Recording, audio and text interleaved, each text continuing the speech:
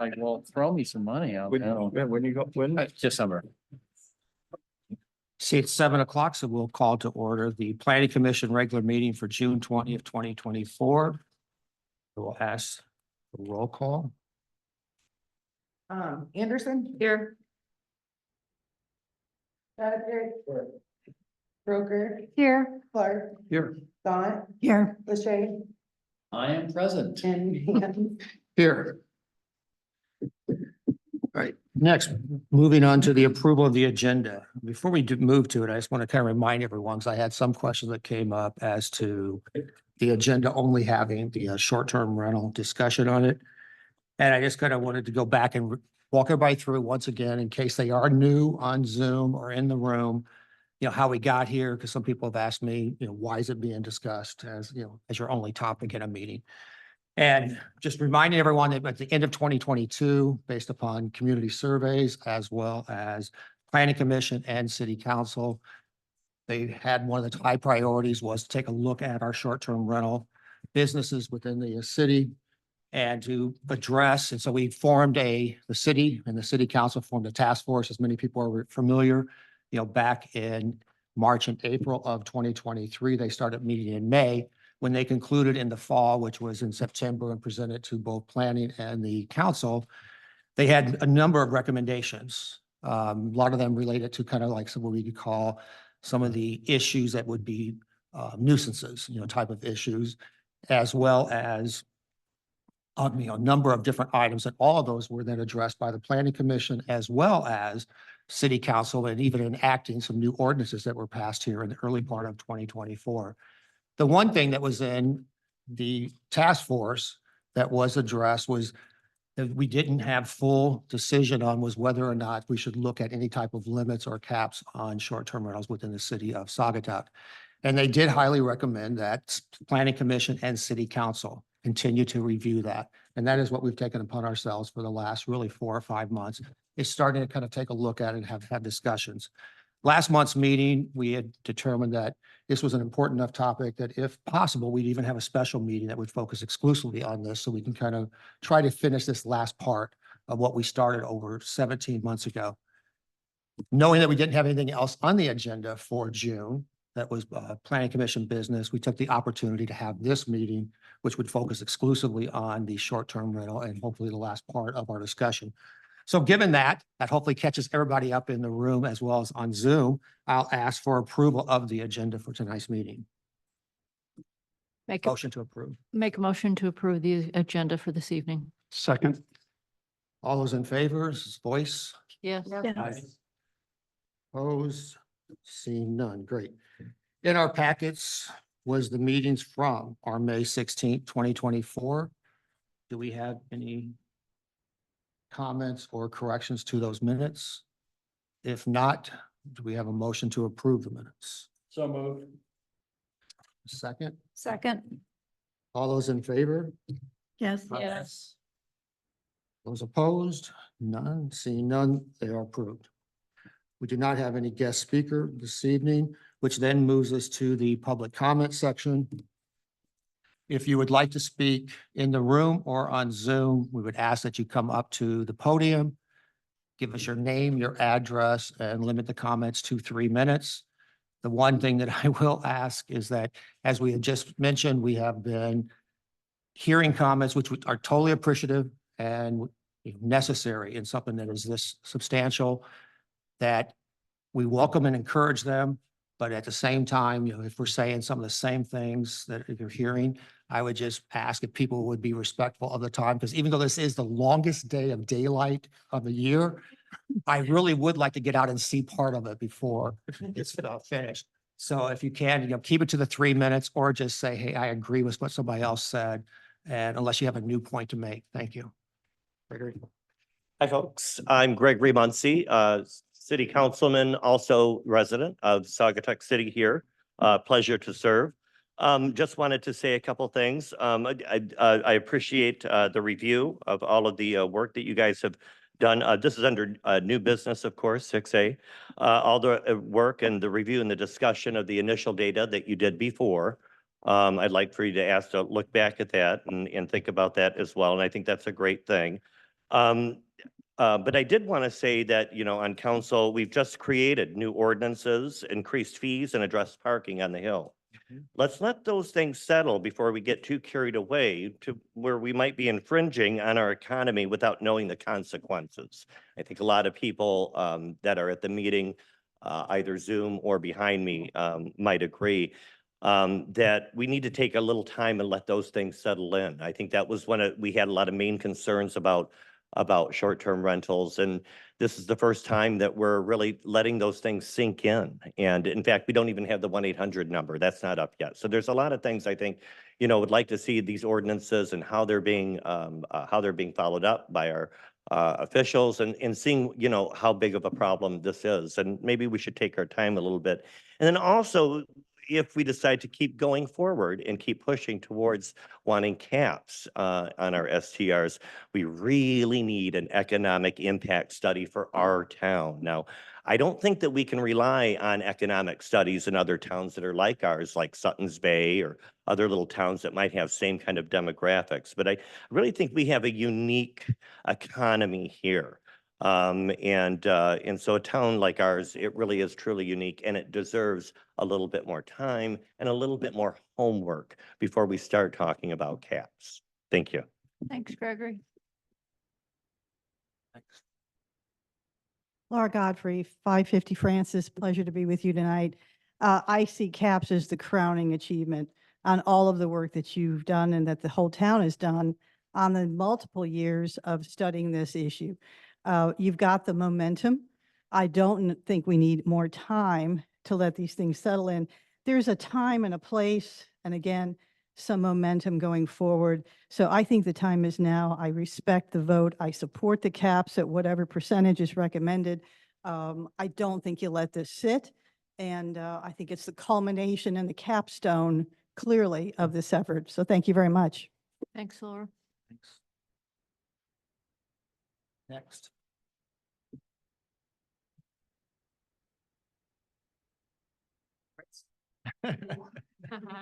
Sherry Tidaldi, Saugatuck citizen.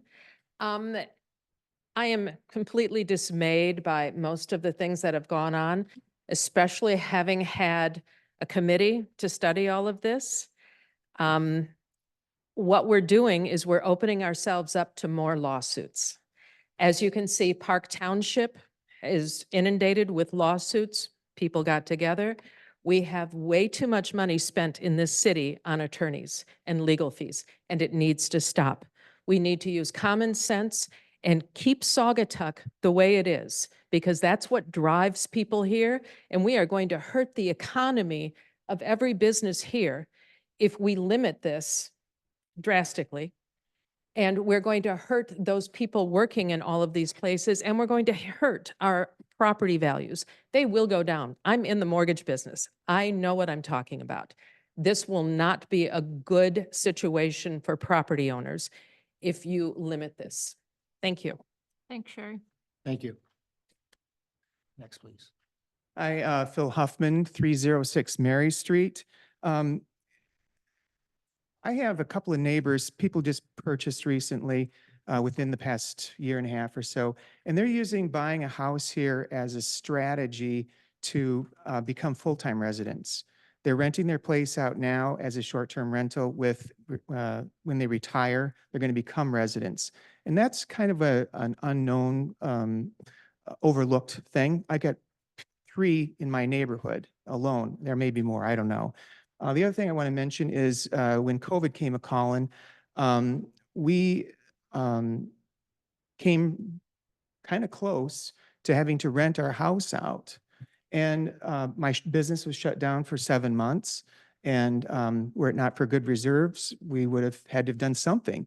And it just, you lose a tool in your homeowner toolbox in order to be able to survive unknown economic things. So, and also I have a friend of mine that is taking a trip around the country. He's putting his house out on short-term rental for a while and going to be coming back.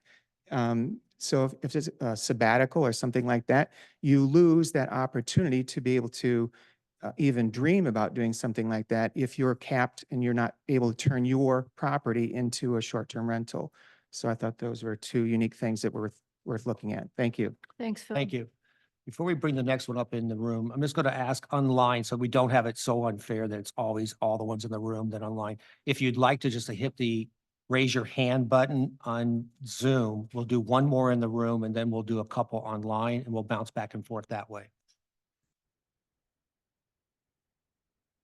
Catherine Simon, 428 Butler. I own the Maplewood Hotel. I've been in front of you before.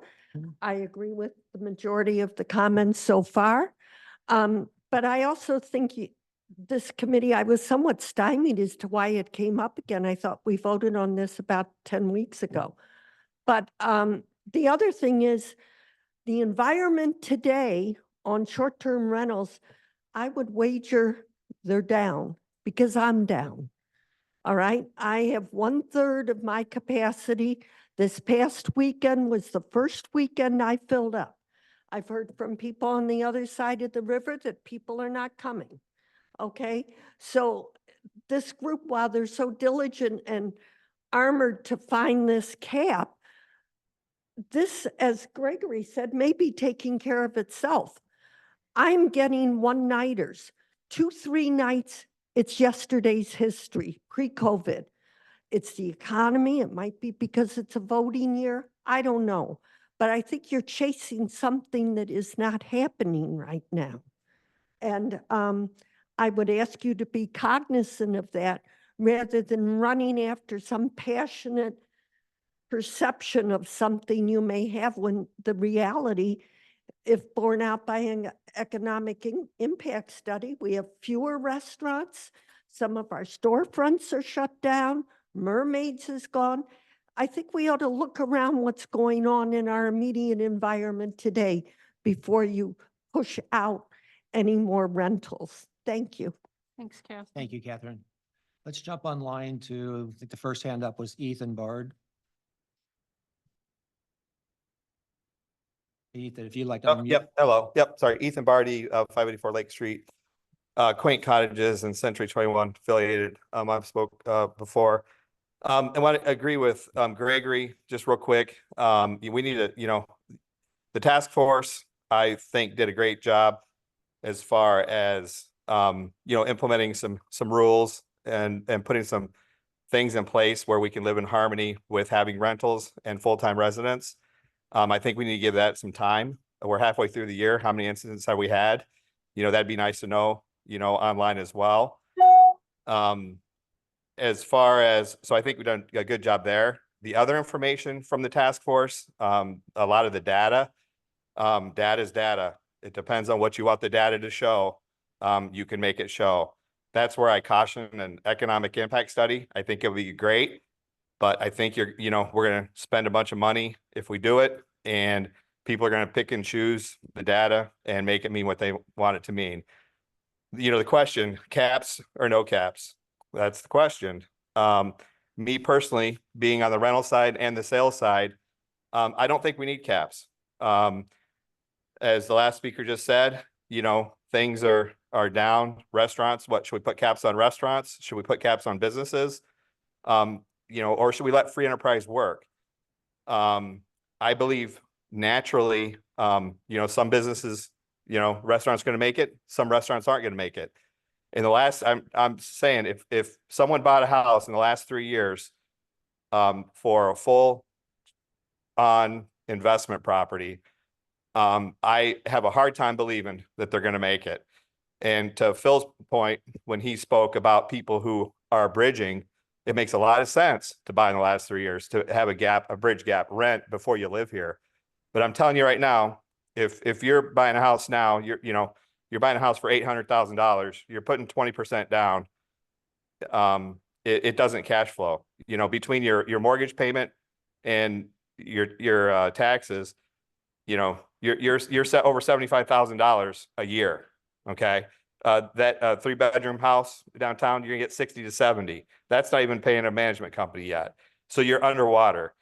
I mean, you'd be better off taking that 800 grand and, at 2.5%, you bring in 20,000 a year. It's just, now's not the time to invest in vacation rentals in Saugatuck. It's gonna flip. It's gonna go back the other direction. The caps are gonna take care of themselves. There's gonna be less vacation rentals. It's just how the free enterprise works. So I, fully support, following the rules. Let's see where it goes. Track them, get the 800 number up and going. And I believe that the issue will take care of itself, and we don't need to have any caps and hurt businesses or hurt person's property, which it will hurt property values by quite a bit. Thank you. Great. Thanks, Ethan. Thanks, Ethan. We'll do one more online. I think it's Lisa. You have your hand up. Thank you. I made a statement to city council and Lisa, give us your name and address, please. Lisa Mize, Executive Director of the Saugatuck Douglas Area Convention and Visitors Bureau. Thank you.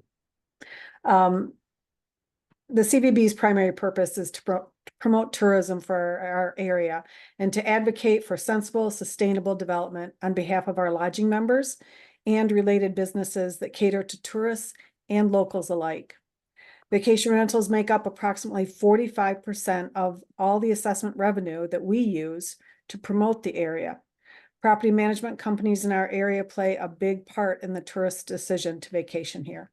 Companies like Mill Pond, Bella Vita, Relax Rentals, Jakeway, and Vacasa, to name a few, ensure that their guests are compliant with the new regulations that the city passed. They handle guest issues professionally, and they maintain high standards for guest satisfaction.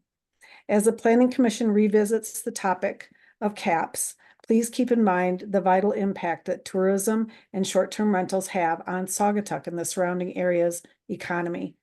Capping short-term rentals would take funds away from marketing the area. And since our economy is based solely on tourism, it would not be prudent to limit this funding source. In addition, a cap would communicate to tourists that Saugatuck is not as welcoming as we purport ourselves to be. Instead, let's reinforce our reputation as a world-class destination where we welcome tourists while reinforcing the importance of enforcing compliance with the new regulations the city passed a few months ago, thereby protecting our collective livelihoods and standard of living.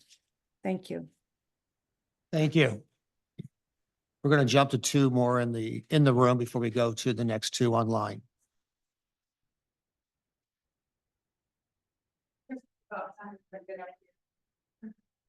What would be a meeting without Jane? Hey, right.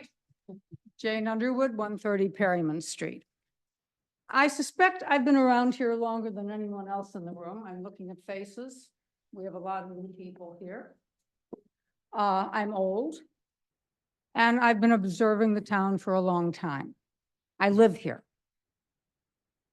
and I want to live in a town. All I've heard so far this evening is money, money, money, money, dollars and cents. Let me give you a little history of the town.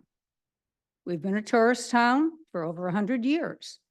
When my grandfather informed my family, my mother and my father, who was, I think, a teenager at the time, that he was going to build in Saugatuck, my grandmother was, oh, no, it's a bohemian town. Oh, artists and people like that. Thank heavens he did. But you know what? We are a town where people live here. Don't laugh too hard, Bobby. It might even get better. There's people that live here. We go to church here. We meet our friends here. We're involved in activities. We go to the SCA. We go to the History Center. We go down to Oxbow. We want to live in a town. I would like to see more children in the community so we can keep our schools going. We have an excellent school system. And again, all I hear is money, money, money, money. Oh, this town has been thriving. Well, I'm 79, but I don't remember it maybe the first 10 years. We're a tourist town. People come here. They have a good time. I'm sure some of you had trouble finding a place to park tonight. I was just lucky I got into the last yellow lines down there. I think we have to be considerate of the people who live here. I was talking to two gentlemen recently. They found the perfect house in the city of Saugatuck. And then they discovered they were just in between two short-term rentals. They took their probably $1 million and went north. You have a major, major task here. Short-term rentals have run amok. And now it's time to see what we can do. Certain neighborhoods are really inundated. Parking, noise. It's time to put some caps in certain areas. Now, I live across the river. It was always summer people. And a number of those cottages are short-term rentals. I know the people who are in charge of them. So if I'm not happy, I let them know. But not everyone is that fortunate.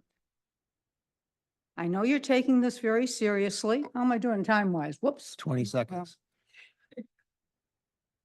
You have some things really to consider. We have to keep our neighborhoods where people live.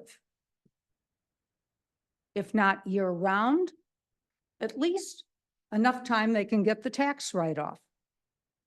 Thanks, Yeah. Jane. Thanks, Jane. Next in the room, if we have anyone. Peter Hansen, 441 Spear Street. Since the STRs were first authorized and, you had to have your dwelling categorized that way, the number has gone just like this. I think we're at 289 now, which represents about 32% of the dwelling units here at Saugatuck. And I guess my question to everyone who wants it to continue or not have a cap, what is the number? Is it 40%, 50%? Where does it finally stop and say you can't have any more? There has to be a cap at some point in time, and I think that time is now. Thanks. Thanks, Peter. Thanks, Peter. I want to jump to online. Brad, if you want to unmute.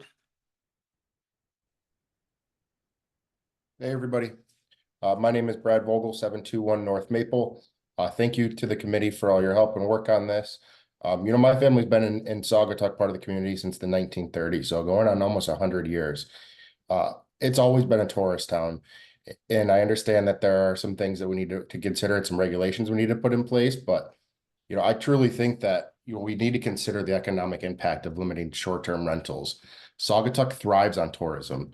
Our picturesque landscapes, charming shops, renowned artistic community draw visitors from far and wide, providing a vital source of income for local businesses and residents alike. Short-term rentals play a crucial role in accommodating these visitors, offering them a diverse range of lodging options that fit their needs and preference. Imagine the ripple effects fewer tourists staying in our towns means for less revenues for our restaurants, fewer sales in our shops, and general downtown economic activity. Also, you can't forget about the impact of homeowners. Many families, communities rely on income generated from short-term rentals to make ends meet, pay mortgages, cover rising property taxes, etc.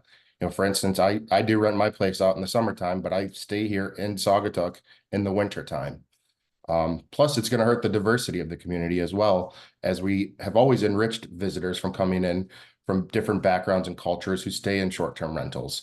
They contribute to the tapestry of Saugatuck, bringing in fresh perspectives, ideas, and experiences that benefit us all. So in conclusion, while I understand the concerns of managing growth and maintaining the character of our town, I firmly believe that placing a cap on short-term rentals is not the solution. Instead, we should focus on responsible regulation that ensures the safety, cleanliness, and harmony of our neighborhoods while preserving the economic vitality. So thank you all for your help. Thanks, Brad. And we'll stay online and we'll ask Jim if he wants to unmute. Jim Brock, that is. I'm sorry, bro. Thank you. This is Jim Bauk, 638 Spear Street here in Saugatuck. I fully support caps. If you look at the map, it shows that it's wildly out of control, and I would support caps as was done by the two communities that you talked about that both limit the number and the location, a distance between different caps so that you don't end up with a whole block full of rentals like we've got now. Thank you. Thanks, Jim. Thank you. Next in the room, if we have anyone.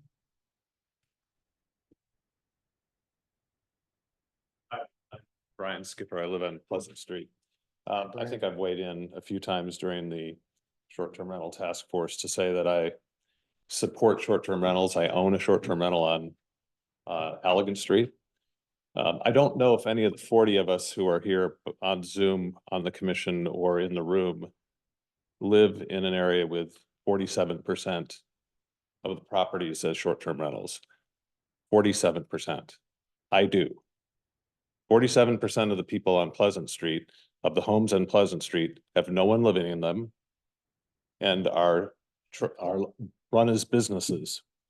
I live essentially in a business district. I didn't build my house on Pleasant Street intending to live in a business district, but that's what in fact has turned into be the case.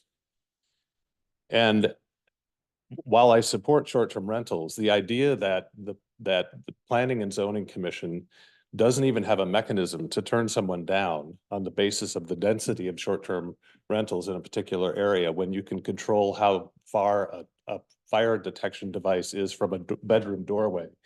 Pages and pages of zoning regulations that had to be comported with or complied with at the time homes are built. Those homes were never built intended to be businesses. Have you ever looked at the zoning requirements that are required for a hotel or a motel or for a lodging facility as compared to a private home? On Pleasant Street, almost all the short-term rentals are on a part of the street that have no yards. So when people are there, they literally play in the street, in addition to we all know about the parking issues. The quality of life impact of having half of the residents be short-term rentals is just hard to describe.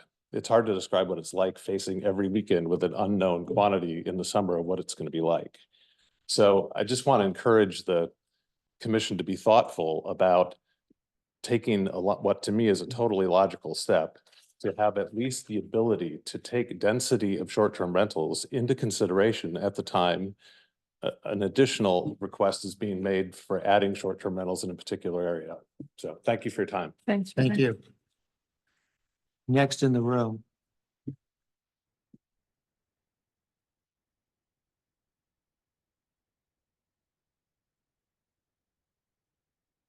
Hi, Nancy Kimball, 550 Spear Street. You've all heard from me many times. And so I will acknowledge basically our chairperson's request that I not repeat all the things that I've said in the past. So I just want to say that I support caps. I support the people whose comments that have already been in favor of caps.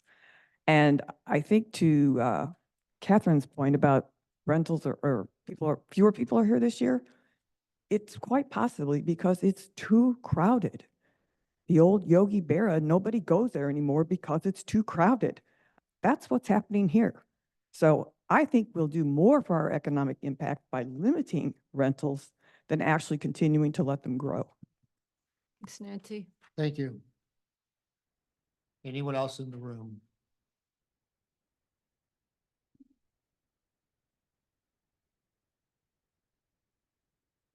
Keith Cherrick, 560 Main Street, Sagatuck. Hi.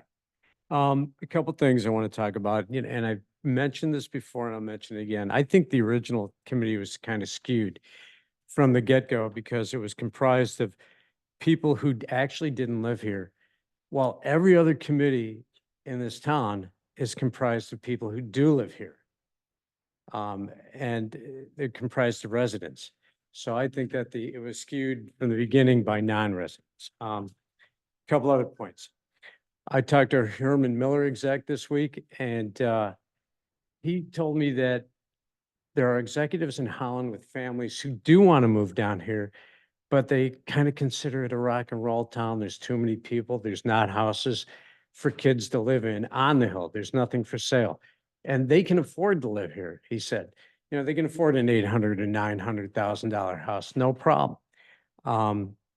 So, and in relation to Gregory's economic impact study thing, how about a resident impact study? How about a quality of life impact study for the people who actually do live here?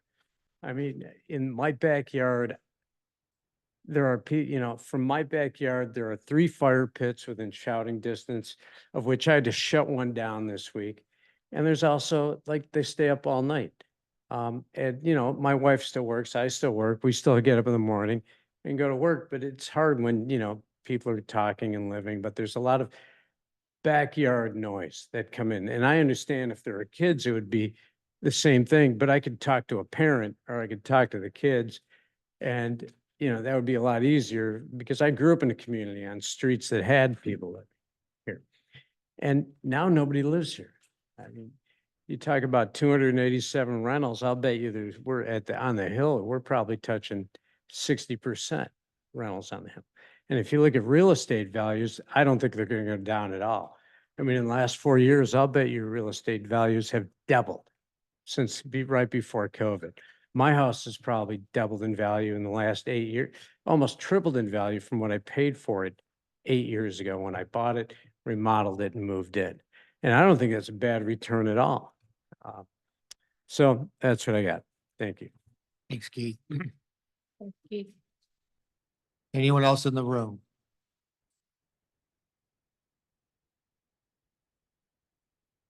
Kimberly Badrick, 610 Lake Street, Saugatuck.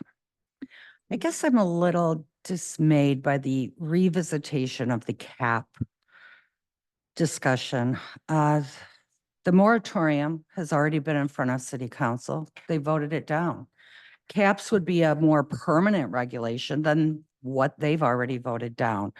So I'm not understanding why this keeps coming back, other than personal agendas of some of the members, commissioners, and city council members. The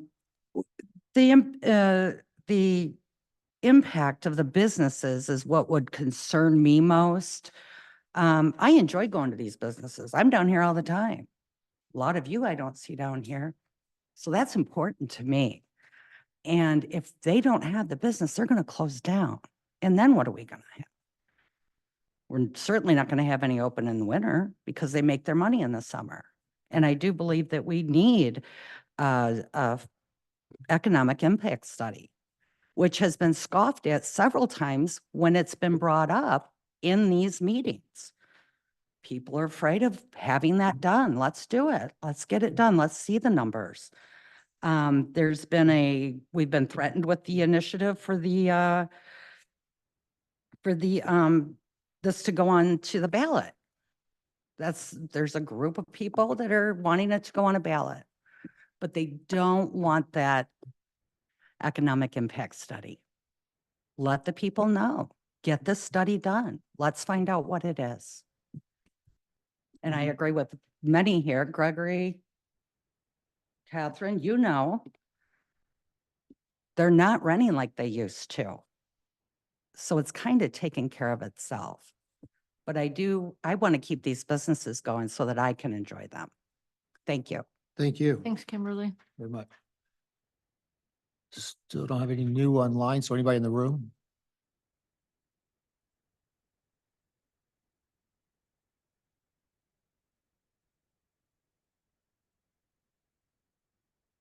Mark Kimball, 550 Spear. I guess so. What I keep coming back to is we have been hashing and rehashing this for almost a year and a half. And I think it's time we make a decision. And I think when you look at the map of all those short-term rental parcels, I think it is a perversion of the R1 zoning district. It's not residential one, it's short-term rental one. That probably when they wrote that in, it was so people could rent their house 1, 2, 3 weeks, cover expenses when they're not there. But it's just gone way overboard. there may be fewer people coming. And maybe that's because Saugatuck isn't Saugatuck anymore. It's a bunch of short-term rentals. It's not neighborhoods. It's not a quaint little community. It's a bunch of short-term rentals. It's a giant hotel. And I think we need to nip this in the bud before we become 90% short-term rentals and we're no longer a city. Thank you. Thank you. Mark. Others in the room?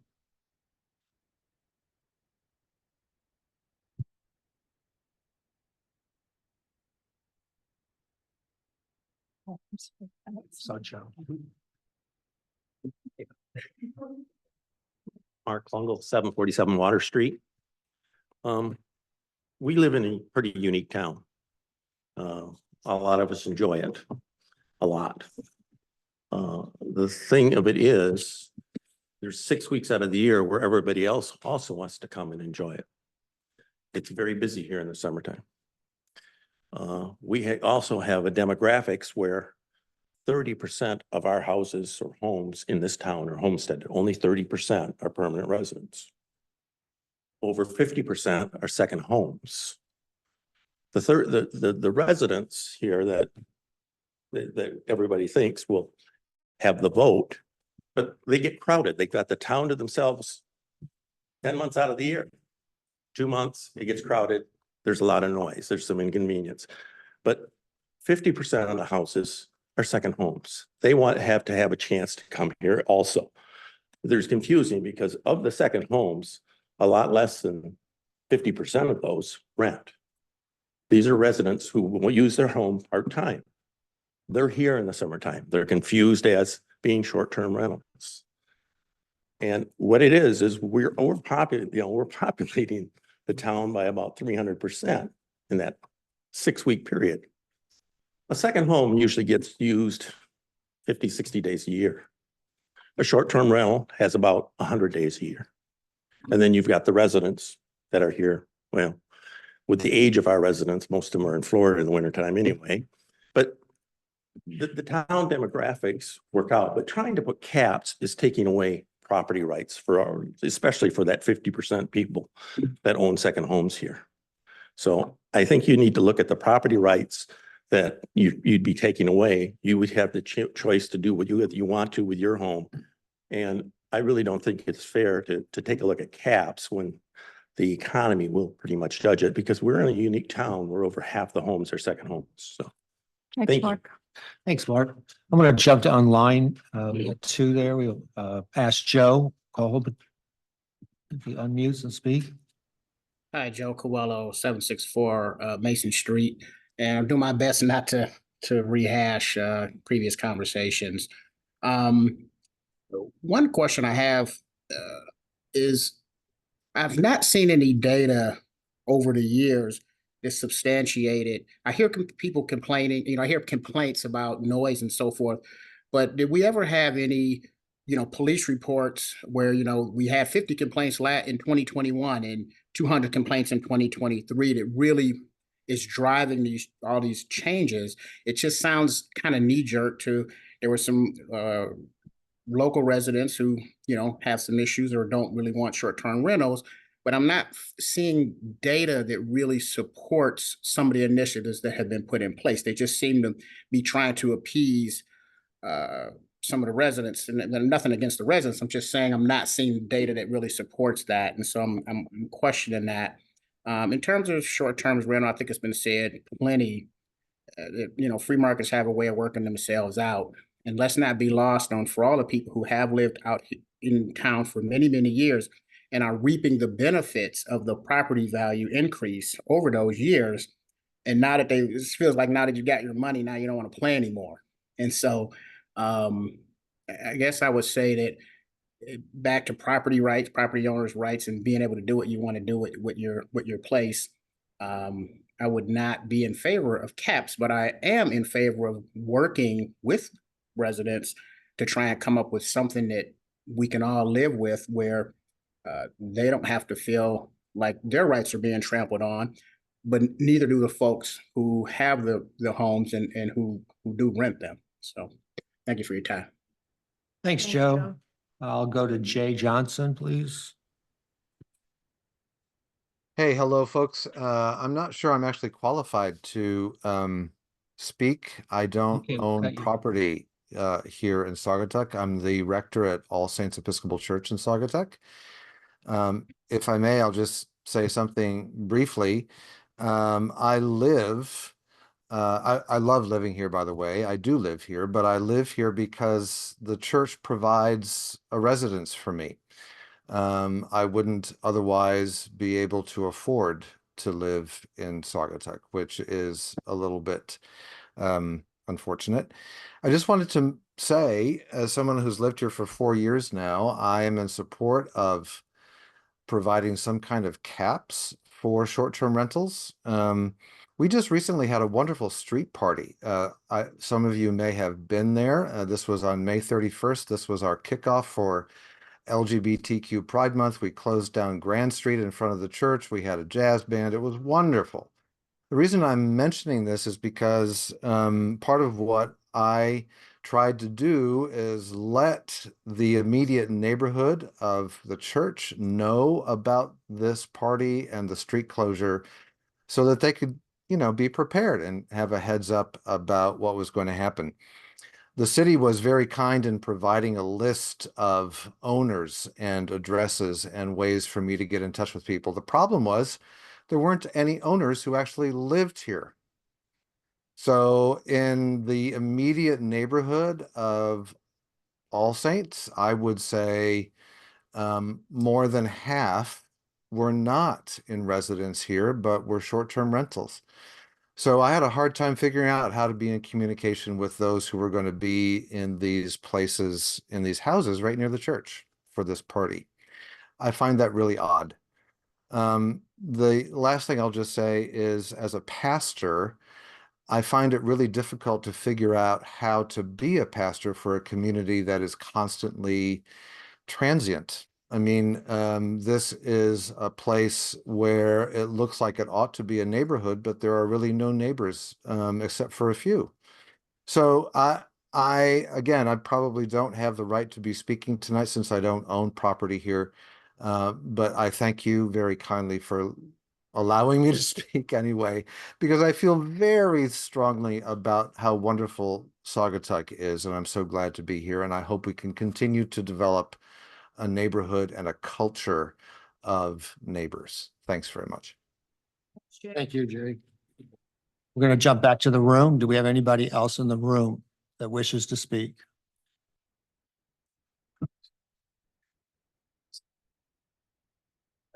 Hi. I speak really loud. Julie McGuire, 541 Mason Street, right at the top of the city stairs on the hill. I am not a short-term rental owner, and I'm sorry, I haven't spoke in front of any of you before. I'm only city council. I'm right at the top of the stairs, right in the heart of things on the hill, and I 100% support short-term rentals. I agree with Greg. Those new parking signs, spot on, made a huge difference. I agree with you as far as rentals being down. This is a different scenario, but I have friends with houses, 3 friends that have houses that sleep 10 to 12 people. Last week was the first time they've been rented all season. And they're very spotty rentals from here on out. I guess I'd like to know from this committee how capping is good for any of the businesses, for my property value, and for our tax base. Who exactly is going to benefit from this? I am going to talk value because value is very important to me.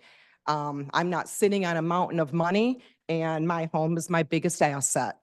I don't think it's fair for any of you to vote to impact my future and what's going to happen down the road with my property. I'm currently sitting on about a $900,000 house. And after this, most of you wouldn't know, but I'm a certified real estate appraiser for 34 years. Before the last meeting, I did an extensive trend study myself on my own. This is free information you're not using tax dollar money for. I estimated a 25 to 30% decline in property values. Again, I don't think that's your position to take money away from me. I do not rent. Like I said, I do not have any short-term rentals. I'm going to say we're not a retirement community. We're not a tract subdivision area. We're a resort town community that lives and breathes the tourism. I have offered my information last time around. I said these studies that you keep doing in regards to value, I'm telling you a situation. I've been rated top 1% in the country based on my accuracy in the country. And I've got a lot to offer, and I'm telling you right now, our values are going to go down, and that's a big deal to a lot of people. How much time do I have here? Not much. I don't think it's fair to put it on the ballot in November since so many of these people that are going to be impacted do not get to vote. I believe one of the council member's husband sent in a letter, and he said he had almost 100 voting signatures. 100 voting signatures is not a high percentage of our voters. So that's that. Thank you. Thank you, Julie. Anyone else in the room? Anyone? I don't see any other hands online. Oh, sorry. Hi. That's a joke I get every day. Gotta love it. Every day. I agree with a lot of stuff that's Name and going address on first, here. please. Pardon me? Name and Okay. address first. Oh, I'm sorry. Kathleen Johnson, 334 Main Street in Saugatuck. I own a short-term rental. We have our personal home that we've lived in for over 40 years, right next door to our short-term rental. So it's very easy for me to maintain it and to watch my renters and have conversations. And they're just fabulous people. We've been running that house since probably the mid-90s. And I'd count on one hand or less having problems. So let me get through this. I agree that I don't think it should be on the ballot because people are voting who don't really live here. They just own the property. Parking signs are awesome. I think that's great. Enforce the current short-term rental rules. I know there's a bunch of short-term rentals on the Hill. Some of them are extremely rowdy. And people complain about them, but is anything ever done? And I think there needs to be a study and data about, someone mentioned it already, about the police reports and parking and those kinds of things. Enforce the current ordinances. I also agree with Joe. He said a lot of things about people's owners' rights. You know, if you're going to cap it, then you are encroaching on my property rights, and as I believe. And it is an ebb and flow. This year, we are not as busy as we have been, and the people I know who have short-term rentals, same thing. It ebbs and flows, and if you cap this, it's going to drop, which is what you want. But what's going to happen in 5 or 10 years? You know, so now we have people want to come to town, but there's nowhere for them to stay, or yeah, it's just going to be a problem, I think. And especially capping in town, that's where people want to be. They want to be in town, so that I think you can, like when you get like someone mentioned here, when you get an application, then that is when you take a look at it and see if it goes over your percentage. But capping what's here right now, I think that would be difficult to do, and it'd be difficult for homeowners.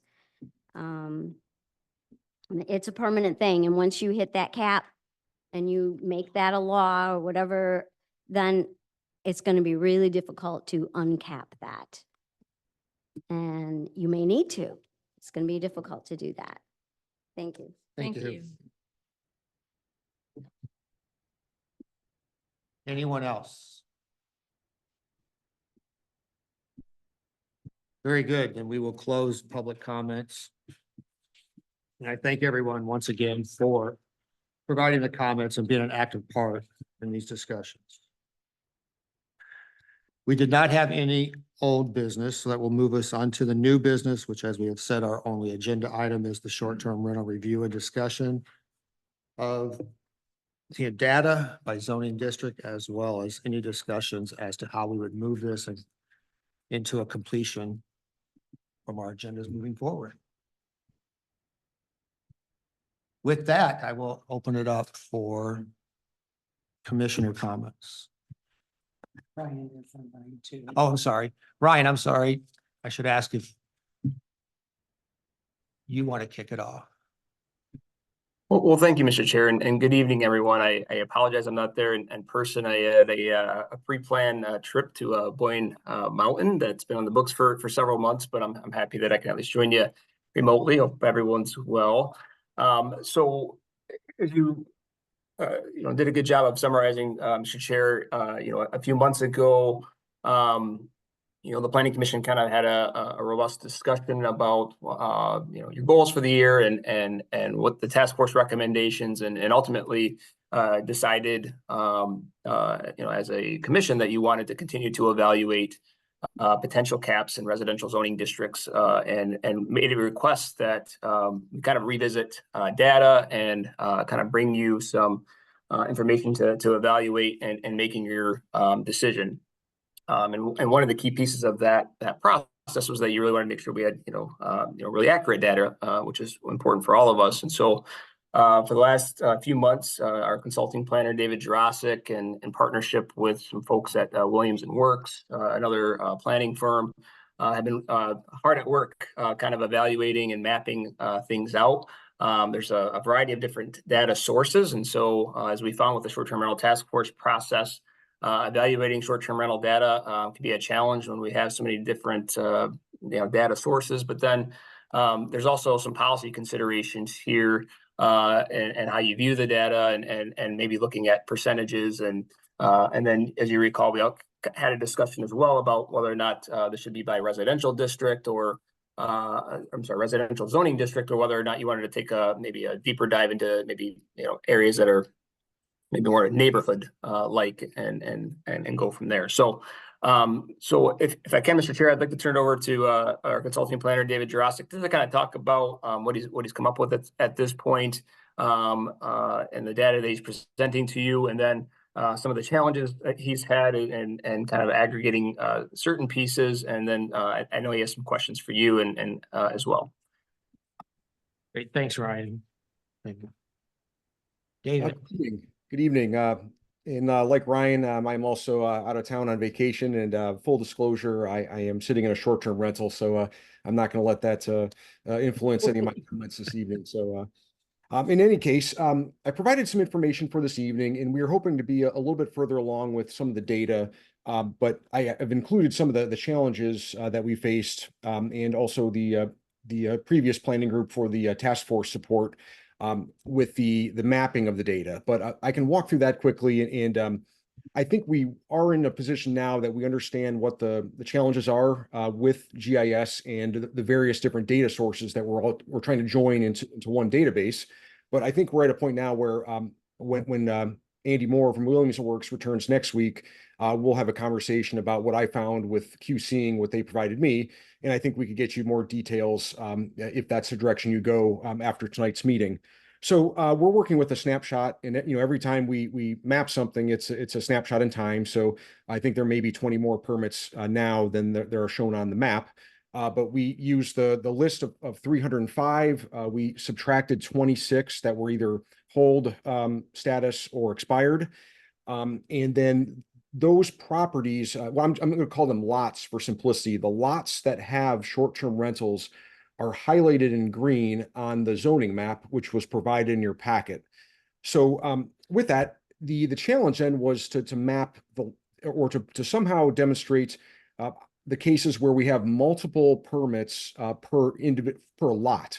So those are the cases to where we have a single lot, but we may have a principal building, an accessory building, or a duplex, or you might have multiple townhouse buildings on one lot.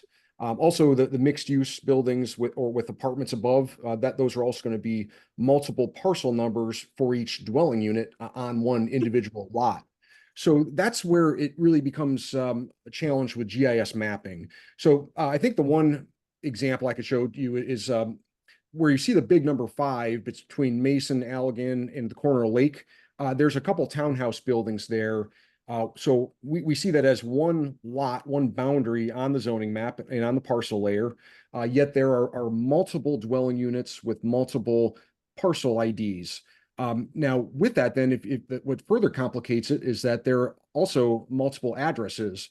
And some parcel numbers have a unique address where other parcel numbers have the same address as their neighbors, and then there's unit numbers. So with all that said, that's kind of the challenge that we see with GIS mapping of this data, because we need to find kind of a unique identifying factor between all the data to be able to map it all correctly. So that's one of our main challenges. But so when I received the maps from Williams and Works, the actual number of highlighted parcels in green, I believe, was around 239. So there were a number that I had to manually go in and find from the list from staff and find those areas where there were multiple per parcel. And ideally, that's not what we want to do, because that leads some user error and just counting error. But I was able to find all but one. And so all those that you see in green with no number are where we have one short-term rental permit on a lot. And then where you see a number indicated in red, that's anything 2 or more per lot. So that's the cases where we have the duplexes, townhouses, or mixed-use projects of that nature. So in any case, I'm going to talk to Andy about this a bit more when he returns next week. I think we have some solutions so that I don't have to manually do this again. But in any case, I think this map is accurate within one permit as of the April 17th list. So the data we have now is we have the permits per district, accurate within one. We do need to pull the number of lots per district, and then also the number of dwelling units with unique parcel numbers per district as well.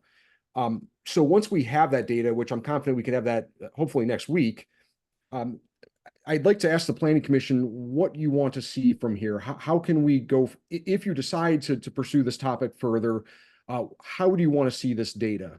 So we can look at this, I think, in 3 or more ways. One, we could get the permits per total number of lots per district. So that's going to be the lots, which may have more than multiple units on them, but the lots as you see on this zoning map here.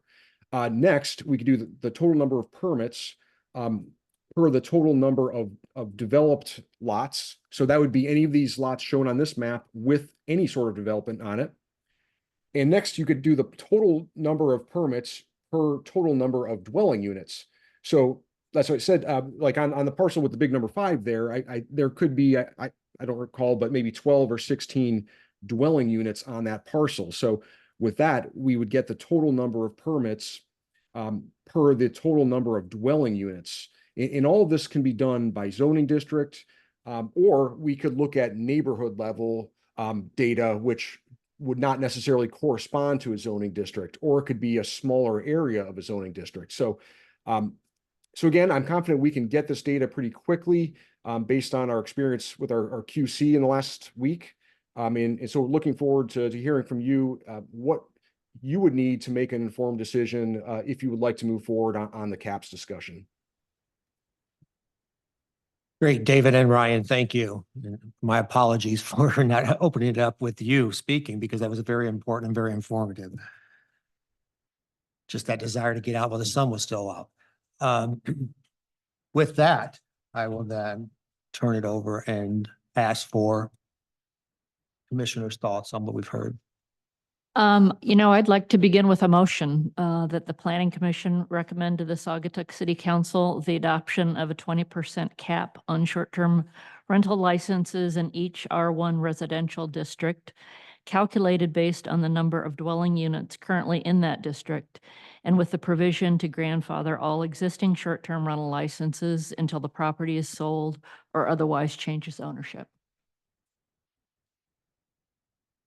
We have a motion. I would have to say I would have preferred discussion first, but. Yeah. You can discuss with the Yeah, motion. I know. Do we have a second at all for the motion? I will second it.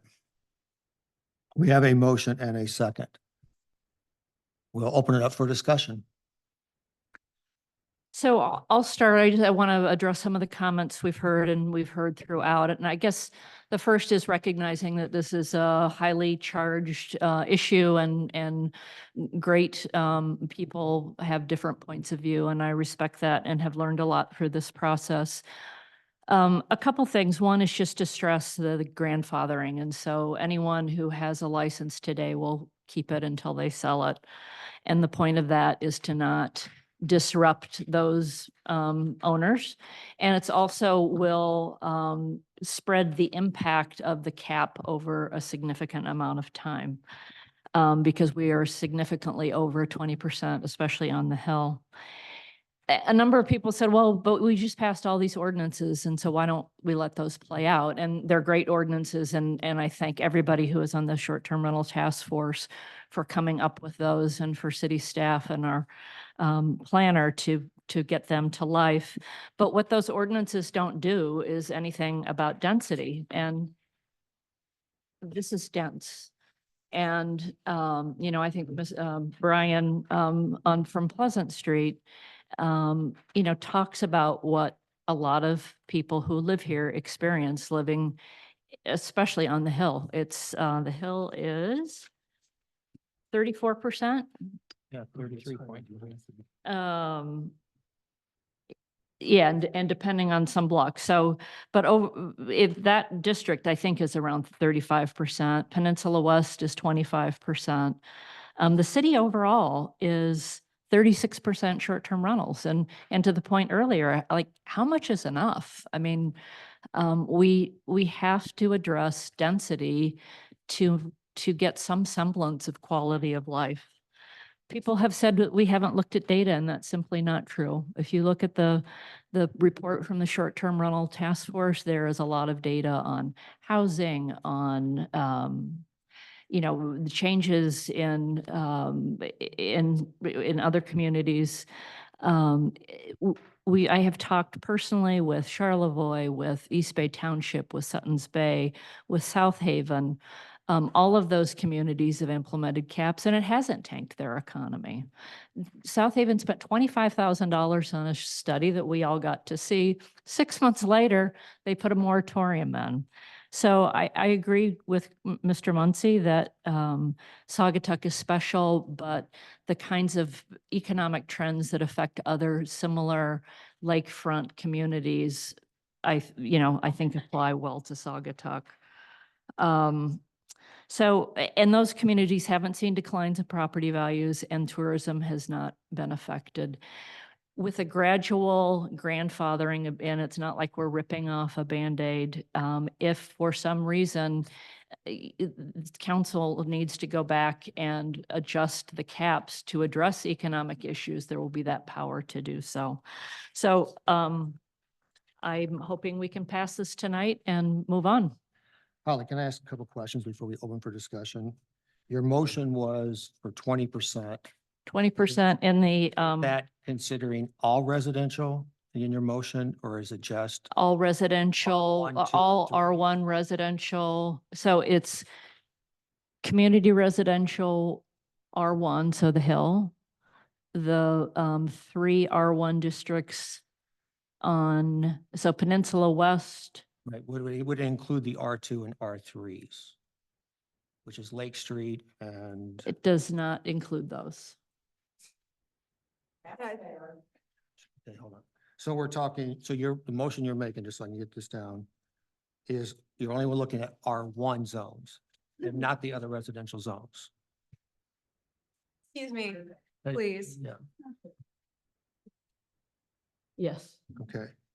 And then is the motion that it would be 20% cumulative across all of them, or 20% per zone? Per zone, based on the total calculated by the total number of dwelling units in those zones. So per zone. So I think we have close, for example, on the Hill, we have close to, it looks like we have 336 dwelling units-ish, 115 permits. And Peninsula West, 16 permits. Yeah, so it's basically, you're looking at it. I just wanted to clarify because it does make a difference as to if when people start talking about it, is it per zone or is it cumulative across all R1s? So the logic of doing it by zone is so that we don't get into a rezoning exercise right now. Can I ask for some clarity? Can you, so I'm just trying to understand the denominator. So this, because we have a good example, we got the big 5 red number, so it's 5 of 16, but it's one property, so it's 5 of 1. It's either 500% or it's 31% currently. Which way is your recommendation? Say that one more time. So the big property is 1 square unit. That's 5 particular STRs on it, but there are 16 units according to David, that I'm using his terms. So it's either 500% STRs or 31% STRs. So my recommendation is that we use dwelling units as what we're measuring against. So it's short-term rental licenses. Correct.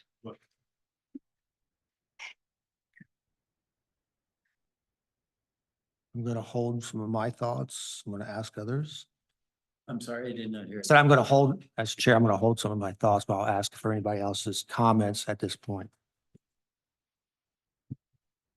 Mr. Chair, I'm not going to address the motion with my comments, but I'm going to address maybe some of my thoughts as well as some of the comments from the people who showed up. And I want to start by saying I appreciate people showed up. I draw issue with the uniqueness of our town. I think there's a lot of communities up and down our lake shore, up and down the Great Lakes, up and down coastlines, or literally around the world that are similar to us. To attempt to claim that Saugatuck is so special that we can't touch it or do anything about it is I think a little disingenuous. About lawsuits, I find it interesting that a lot of the people who are claiming that there would be a bunch of more lawsuits are the very ones who caused the lawsuits that are costing our city so much presently. I also want to say that I find it incredibly sad. I've been coming here since 1982, owned property in the area since 92, full-time resident on the Hill for 11 years. I have never seen a more divisive issue in our community, and I'm not sure I know the answer to make that not happen, or if there is an answer. The closest it came was the anti-LGBT sentiment that bubbled up occasionally in the past decades, and not that long ago, actually. I'm going to ignore that anybody's commenting to me. About the issue of personal agendas, I think everybody who stood up here is expressing a personal agenda. Can people not talk so that we can hear Mr. Lachey? And I'll be happy to talk to anybody after this meeting about the anti-LGBT sentiment that's happened for decades in this town. Somebody mentioned about police reports. Let's use that as a monitor or a database for whether we need something more or something less. I, for one, in part because we use the sheriff's department instead of having a local police department, I will take care of noise, trash, parking, any kind of those things myself without calling the police. Because I don't feel calling 911, it's not an emergency. And I'll take care of it myself. So I'm not sure that that's a good metric. I do think there is the push for an economic impact statement, I see some validity to that, except I'm not sure that would be a true measure of what we want our community to be in terms of community. As somebody said, there are non-economic impacts on our community. And I'm not sure those could even be measured. And I'll close with this. My thinking now is that if we were to do some kind of caps on short-term rentals, we should do it with a scalpel instead of a sledgehammer. And by that, what I mean is make it as granular as possible, block by block. Not by residential district, zoning district, not to leave out some residential zoning districts and include others, for example. And if you make it block by block, then what you would necessarily also need to do is to make it reviewable, maybe on an annual basis, so that if you have a block that has 50% short-term rentals on that block one year and the next year it's 10%, then you would allow a movement of short-term rental licenses. And the very final thing I'll say is I absolutely do believe that if we do anything, those short-term rental licenses that are in place now should remain and should be grandfathered in. So that part of the motion I do agree with. But I think there's been a lot of comments that are throwing out red herrings. And there's been a lot of personal issues brought into it. And I find all of that really unfortunate. And if we can just focus on what's the best for the community, I think that's a good way to go forward. Thanks, Mark. Anyone else?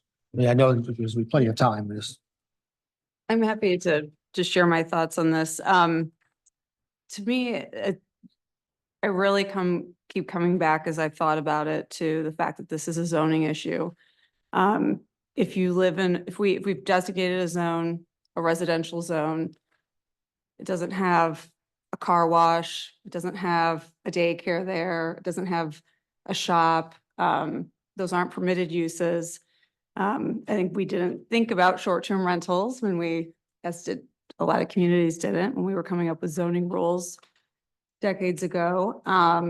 But I think some kind of limitation on them is reasonable, given that it is a commercial use. It's very different from renting out a property for a chunk of time, say a yearly lease. So I'm in favor of some kind of limitation. To me, the only question is what exactly it looks like. Jason, Well, I'm a little bit against winners and losers. We're picking different areas. I'm surprised by that. I'm surprised we're talking about it. We had voted from city council the moratorium, which would be at the current level.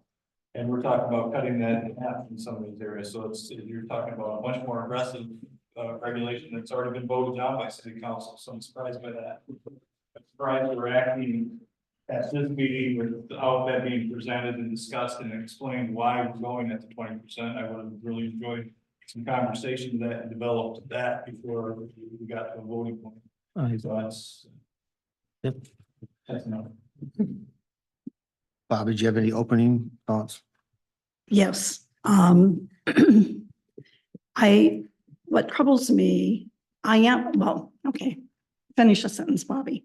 What troubles me is that this has been positioned as a win-lose. And it's not that. Nothing is being taken away. What's in place will remain in place. And it will be going forward where there are limitations. And I agree with what Ann said in terms of these are residential areas. They're not business areas. And these particular areas have become business areas and created issues that come along with that.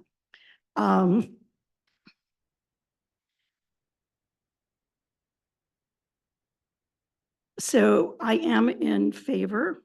I have been in favor. It comes no surprise to anyone who knows me and has heard me in the past. I am in favor of caps in particular areas. I'm particularly interested in density. And I'm also interested in the fact that if you look at Census Bureau numbers, something's going on. Now, this is only through 2020, which is the last census study that was published. But there's something going on in terms of just generally the population in Saugatuck, because our population is decreasing as compared to our tri-community sisters or brothers in terms of Douglas as well as the township. And so I'm not sure what the cause of that is, but I think it's up to the city. I think the city we should basically be concerned with population declines and why that's happening. And so I intuitively think that part of it is relative to just saturation and the quality of life. So anyway, fundamentally in favor, support caps. I'm happy to debate whether it's 20%, 25%, or 15% or 30%. But I think 20%, at least intuitively, makes some sense. But what I really regret in terms of the conversation that we've had is that the implication that decisions are being made that will take away the businesses that you're all engaged in today. Because nothing is going away. A cap is a cap. And if a particular area is above that cap, then there won't be any further short-term licenses issued until that cap is met or it's below the cap. At least that's my understanding of how this works. So it's not, you guys are taking away my business, because we're not. Joe, you would give your opening? Yeah, I mean, I think, first of all, I support putting caps in place. I think 20% is a reasonable number, but I was certainly willing to hear arguments or support one way or the other.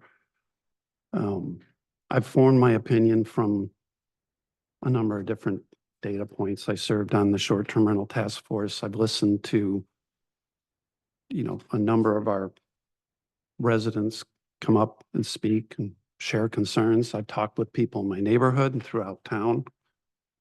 The data that came through our survey is pretty clear where our residents want to go. And these are the people that are trying to make a home here that feel like, and the most common thing I hear, right, is that we're commercializing our residential districts. It is a zoning issue. I live there. I'm third generation in this town. And I support change. I think change is good for communities, and I've certainly seen Saugatuck come through a lot of changes from the bikers back in the 60s through where we are now. But this is a little different, right? This is quality of life is being diminished. I've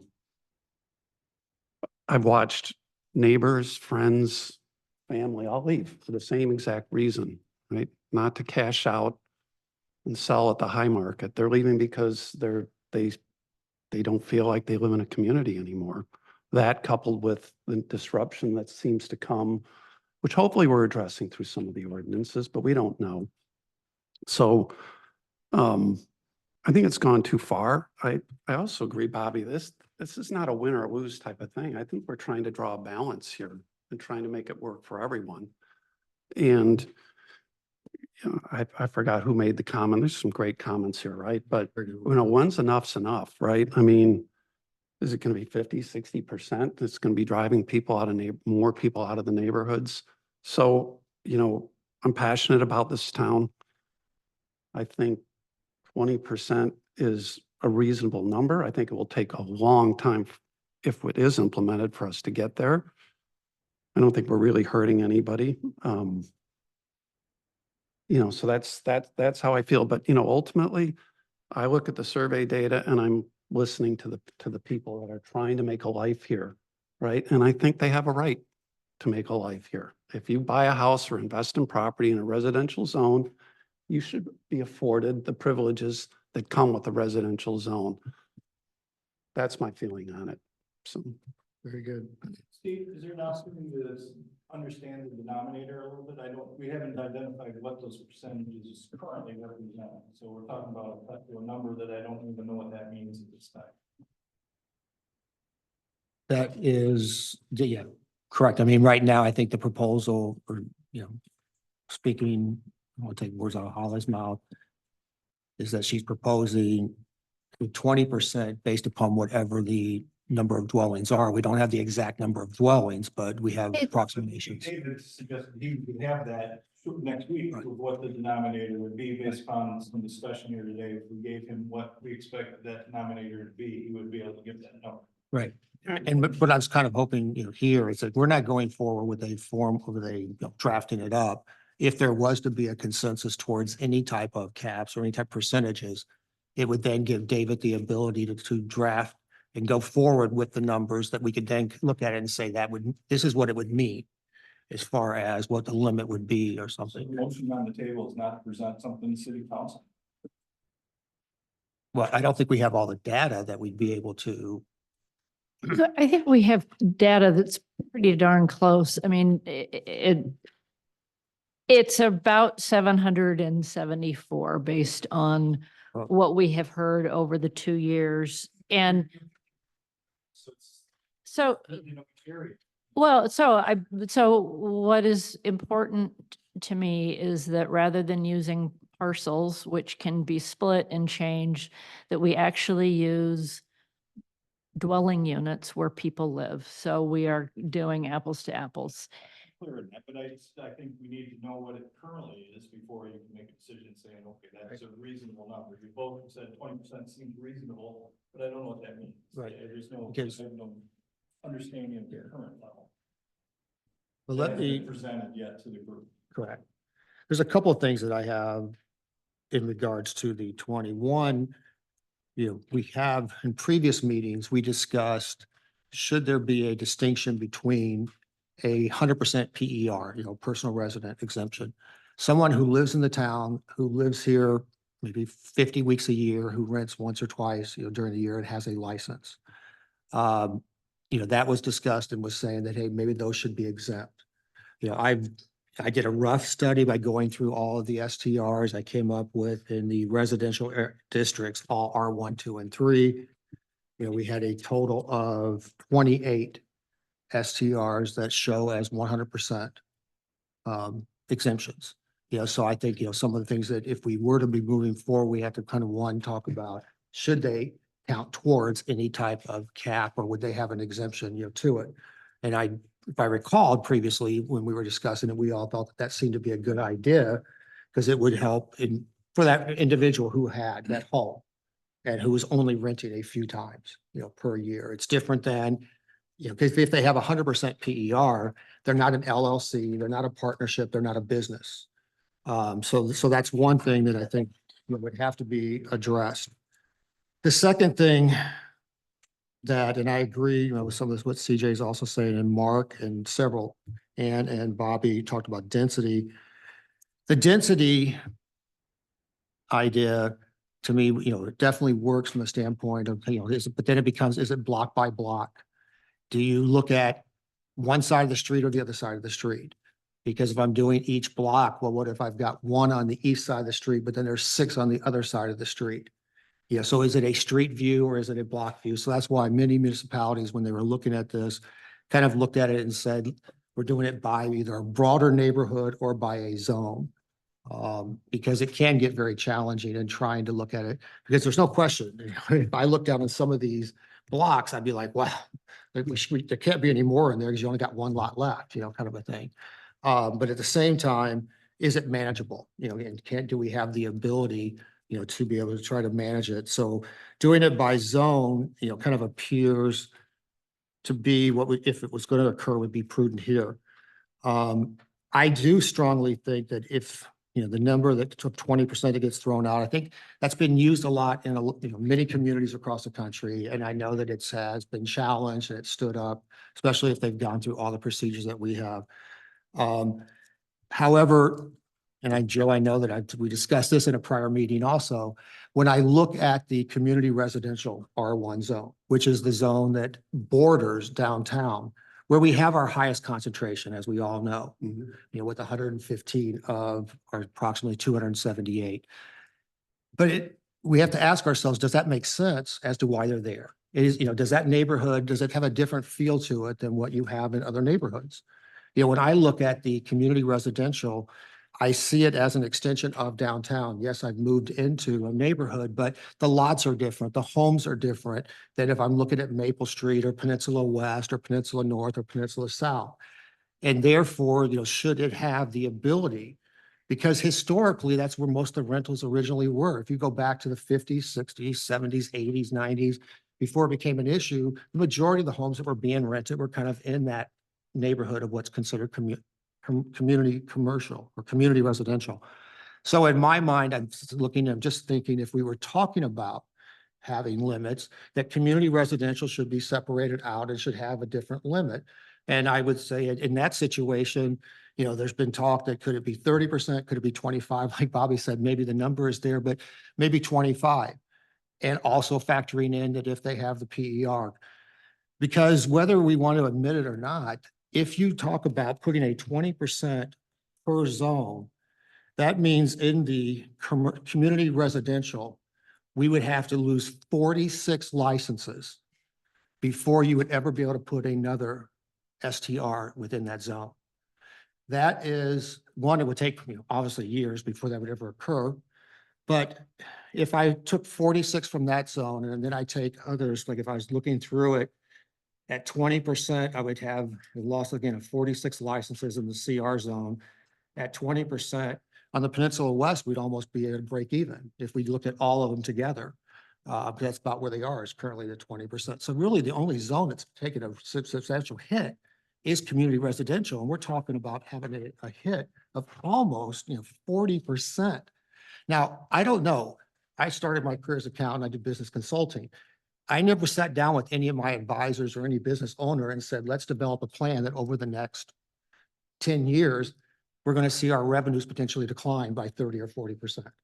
It's not normally the way that it's done. And I know that I'm stretching here a little bit, but if I was talking about that type of a decline, I would think that the idea, so far we have not had the economic study, and it came up numerous times because we kept saying we don't really want to spend the money on it unless we strongly believe that there is a possibility that we would be voting in, caps. If we were just going to let things continue at the level that they have been with all the changes that have been incorporated, then we wouldn't need to approve an economic study.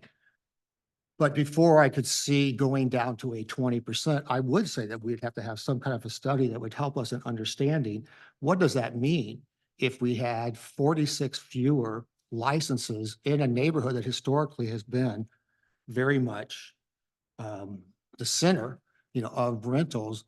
And if I extrapolate that out, over the number of weeks, that could be a substantial number. So I'm uncomfortable with a 20% when I get to community residential. When I was doing the math, if it was something that we felt it was imperative, at a 25% of community residential and giving exemptions for those that are PRE, because there's 22 of the 28 of the PREs that are full-time exist in community residential. Again, this is rough data. I would have to have it verified, by Dave and stuff before we move forward.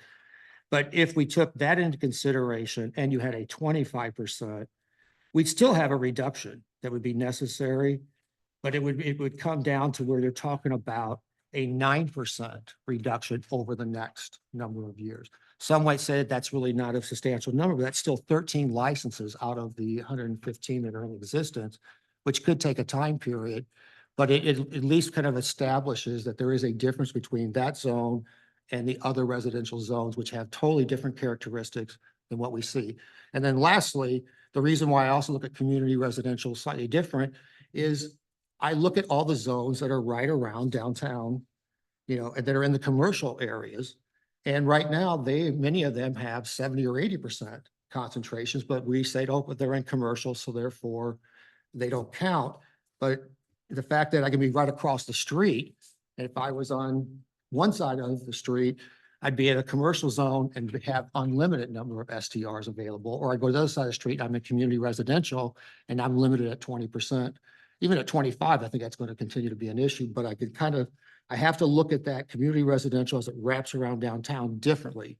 And I know a number of people who live there that will agree with that. I know other people that live there that also would agree, that's got a whole different feel. So that's a lot to kind of throw out. But that's kind of, some of the thoughts that I would have if we were to be moving forward would be to kind of look at that one separate from the other zones. And So a couple things. One, just the reason I started with a motion was to say, let's get serious. And obviously I'm happy to amend a motion, but I think it, as many people have noted, it's time to move this on. To CJ's point about the denominator, we don't know the exact number, but whether it's 710, 775, 812, 20% feels right to me. I think giving a fifth of our residential homes to a commercial enterprise feels right. And it's actually backed by the survey data. And I do want to touch on the survey data. Short-term rental task force did a survey about this time last year of all Saugatuck residents. So this is full-time Saugatuck residents. 60% of them supported a cap in our residential zones. On the Hill, it was 68%. And on Peninsula West, it was 70%. So this is something all residents want in our residential zones. As Joe dug into the data and looked at all of the raw data, where that coalesced, if you remember the survey, there were different options of caps presented. And where those numbers coalesced was 20%. So that's where 20% comes. Interestingly, you look at other lakeshore towns, 20% is way higher than what other communities are doing. And when I have talked to people in those communities, it's like, holy moly, that's too high. So I think 20% is fair. To Steve's point, I think doing 25% on the Hill is, I don't agree with that. To Mark's point, if we can be more surgical, I think Brian mentioned this too, it would be great to really get into how we can do it more strategically, if we can do it by block. And I think there is the option to do that given, we don't, sell houses in volumes with short-term rentals. Again, this is going to take years to happen, and we will have many months early in it to, if we want to look at ways we can look block by block. Because if we did it that way, you actually have to wait till you start selling houses with short-term rentals because you have to know where to begin. You can't invent a block by block scheme until things start to change. So I think there is opportunity for that. And then the last point to Phil Huffman's point, a lot of people here, and I've heard this from others, and have a good friend who has a house in Saugatuck that he and his wife bought as a second home to move here. And they wouldn't have been able to do that without short-term running it. And so what's great is everybody who did that now is able to do that. But, the purpose of city government is really not to subsidize people's ability to buy homes. And, we can't get into the business of saying, oh, well, okay, our residents and taxpayers are going to just do that. I mean, that doesn't make sense. And I don't think it's the proper role of government. So. The one point a couple of points here. thinking, because I've thought about this in some of our meetings regarding the surveys that we keep referring back to. And I was on the task force and we saw the results and it was presented. But the one thing about the questions regarding caps that I think was totally left out was we didn't give people the information of what the potential impact would be.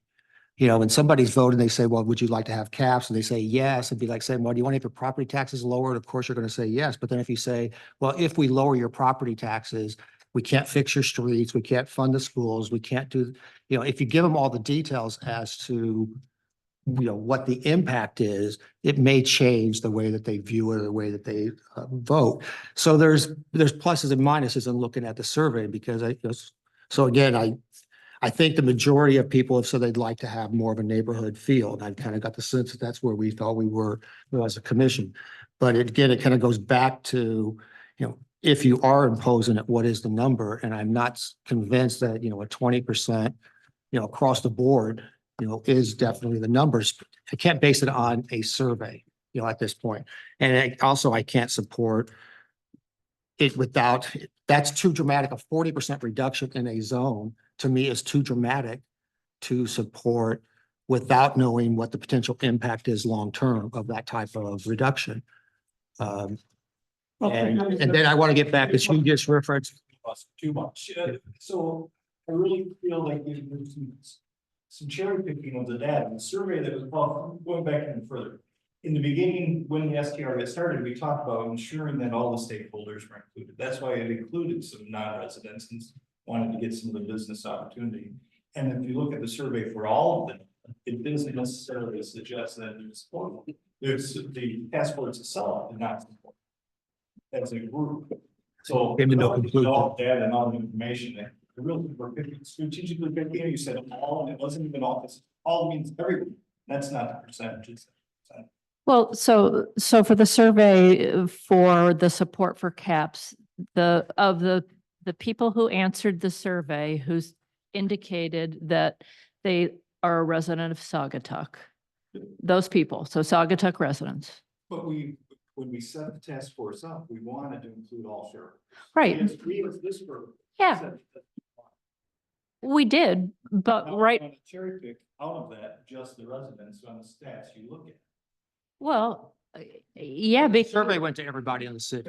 yeah, I'm happy to have, yeah, but they don't live here and they don't vote here. And so I think actually residents of Saugatuck ought to decide. I actually personally didn't think they should be, but they were part of it.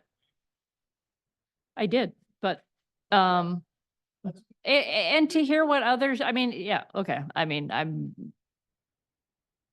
I believe that Saugatuck residents should decide if Saugatuck should put caps on short-term rentals. What, are we going to throw it open to the township and Douglas and let them vote?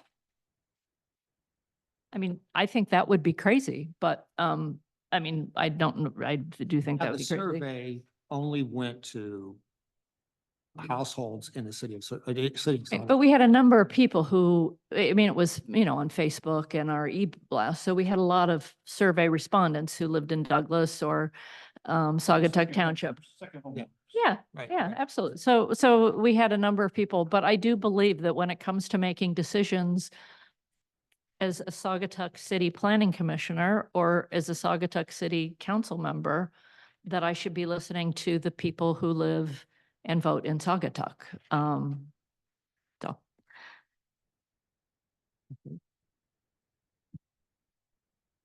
I agree, and I will just add that at this point, I'm comfortable voting for a 20% cap in the R1 districts based on the many months we've spent discussing this, the data we've collected, which I think is pretty extensive at this point.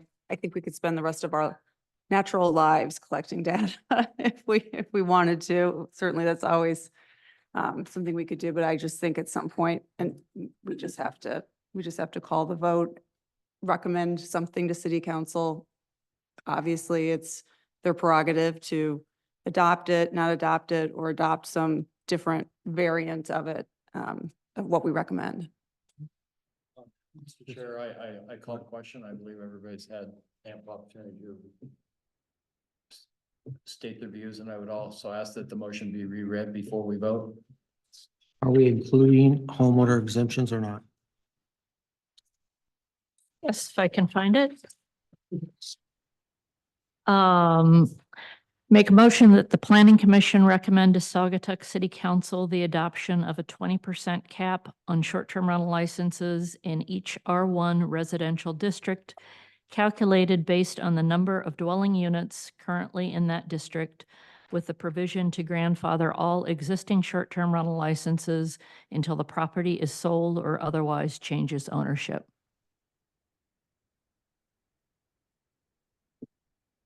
Does that include? So no homeowner exemption? That was not part of, that is not part of my motion. And she's apparently not willing to do a I- friendly amendment. No, I'm not putting it on you, but that's what he's at. If- The parliamentary part of it is, he's asking if you're willing to do a friendly amendment. If there is consensus among the planning commission to make a friendly Well, that's why amendment, when they called the question, I was like, okay, are we calling it, are we having no more discussion on whether that's included or not included? I think procedurally, we just need, someone can make the friendly amendment, correct? And suggest it, and then we just need to know if that's what we're voting on or not.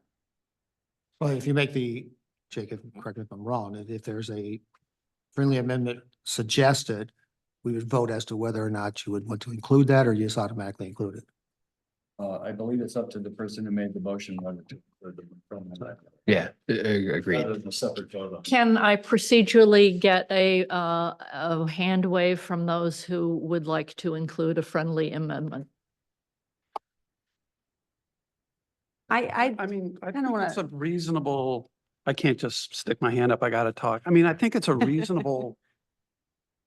And this came up, I think, several meetings ago, and I think one of the reasons we were reluctant to pass it was because of the administrative overhead it would take. And the fact that it would probably require a separate short-term rental permit for somebody who has to limit them to whatever it is, 1 week or 2 weeks a year, right? But I think conceptually, I think it makes sense. I know people who do it. And it posted a very good argument saying, I should be able to do this to help offset my taxes. We're in town while it happens. We're watching over the place. So, I mean, there's a lot of.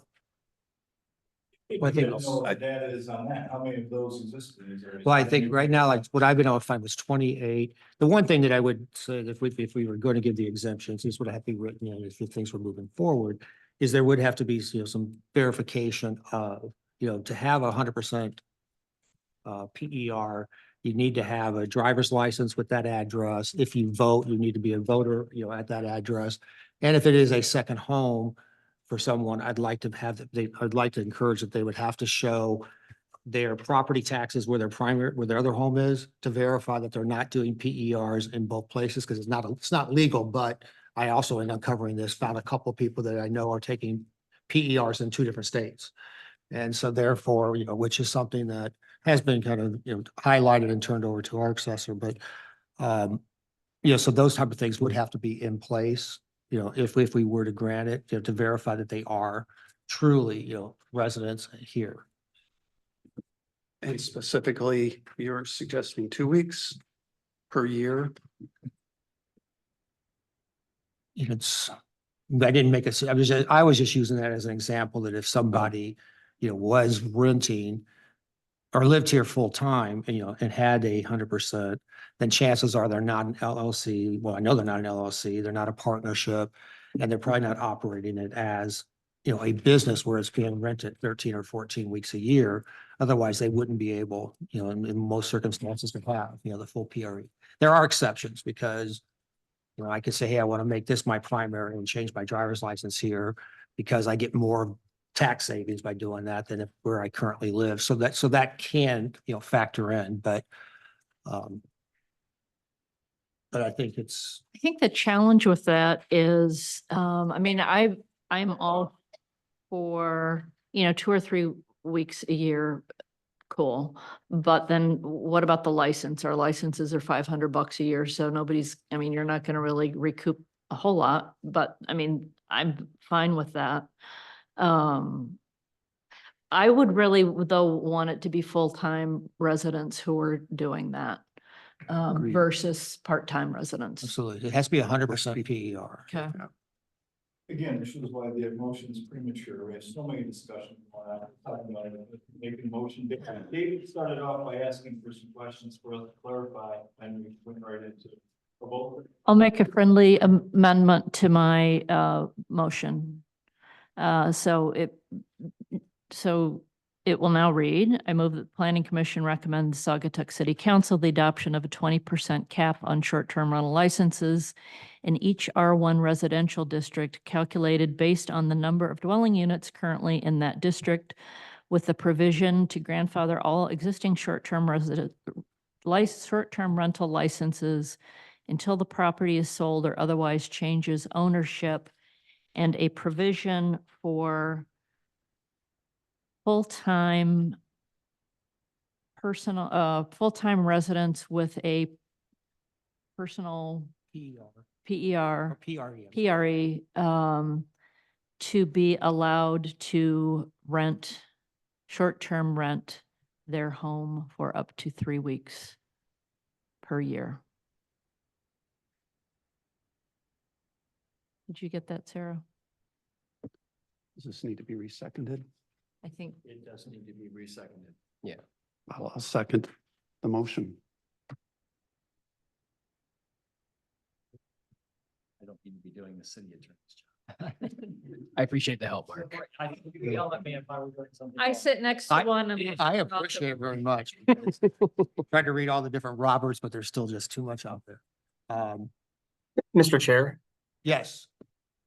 Can I just clarify, maybe have our legal counsel help answer some questions? Is the intent with the motion to have this, restriction on the number of short-term rentals is kind of a police powers related ordinance, or are you looking for this to be something that would be in a zoning ordinance? Because that process and how that would have to be approved would be impacted. So I just want to make sure that the planning commission fully understands that and potential next steps. If maybe Mr. Wood, you could kind of touch on that. Yeah, well, and maybe a better point is, I mean, it seems like there is a regulation that wants to be conveyed, but right now there's nothing on paper. Is the planning commission's preference to have, my office, Dave Ryan, put something together and come back here for final approval? Actually, I would like it to go to, if it can go to city council for approval, as long as it meets the terms of this motion. I personally don't see anything to be gained, and, unless we can do it in a timely manner. We've been spending a lot of time and waiting month by month by month. It's time to get this into gear. I understand that impulse. I guess from my perspective, if it is going to be something contained in a zoning ordinance, you would need to have a public hearing on that and have the full document in front of the planning commission. So that Why wouldn't this be a police power ordinance? Would it not be a police power ordinance like our other short-term rental? I think it could be, but it might be prudent to combine it with a zoning amendment because it is regulating by zoning district. Okay. And I think our zoning, the way it's currently written, has an open book. I mean, we're still going to have to modify the existing zoning language, if I'm not mistaken. Well, when the planning commission recommended approval of the police power ordinance, that was accompanied by an right. amendment to the zoning ordinance. Sorry. Yeah. So I know your motion, again, it's on the table, but would we consider having an amendment to it that is more of a directional indication from planning as to how we want to move forward? Because right now you say that you're recommending to city council. Yeah, I have to admit, I'm concerned because of some past precedent about spending the resources, not just money, but our time, quite a bit of it, going through a detailed ordinance at this point, before going to city council. I have some concerns about the efficiency of that. And But it's, But when the city I think we'd have a council challenge if we just got the direction from them, when they still have to approve it after. yes, and then I think the way, Jacob, you're the lawyer on this, so you can correct me, but isn't the way this would work is we would recommend this to city council. If they approve it conceptually, then we could work on a detailed If the document. execution of that is going to involve a zoning amendment, then it would have to come back Right. before the planning commission. Right. If the way we implement this is solely through an amendment through the police power ordinance, it doesn't have to come back before the planning commission.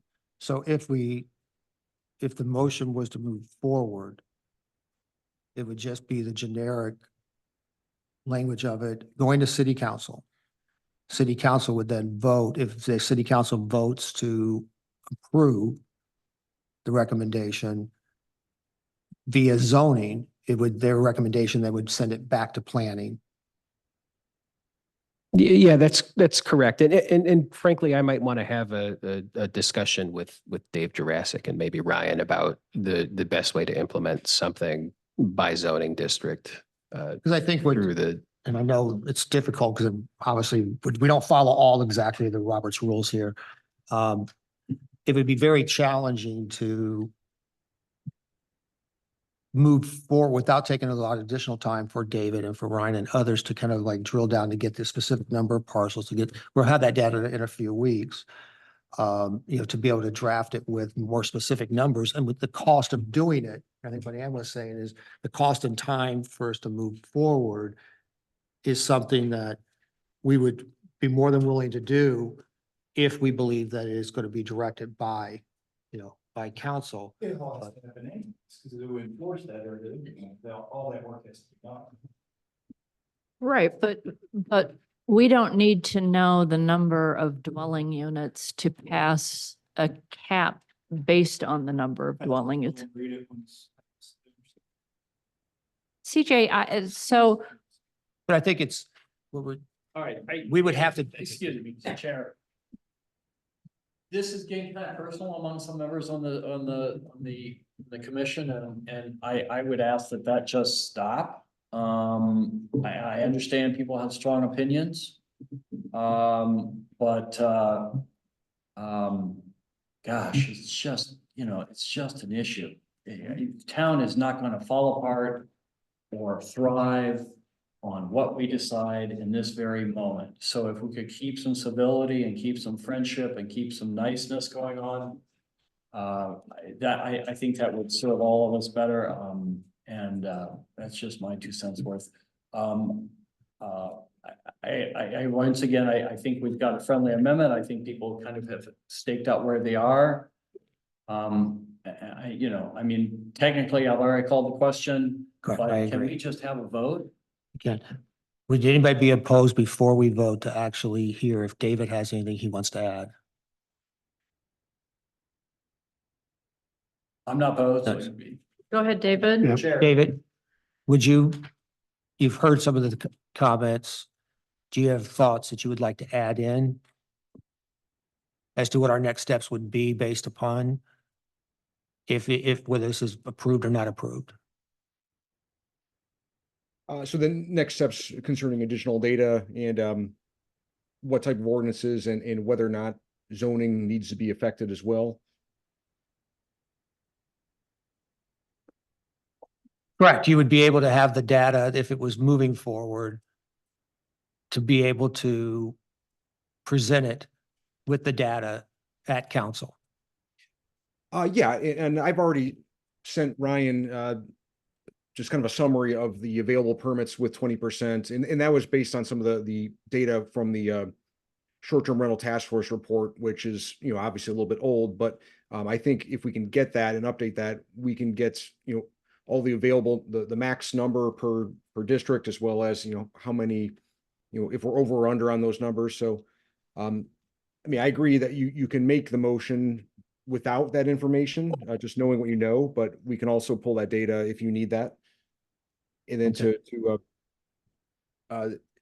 the legal comment concerning the type of ordinance, whether or not we need to update the zoning ordinance, or if this could just be solely police power.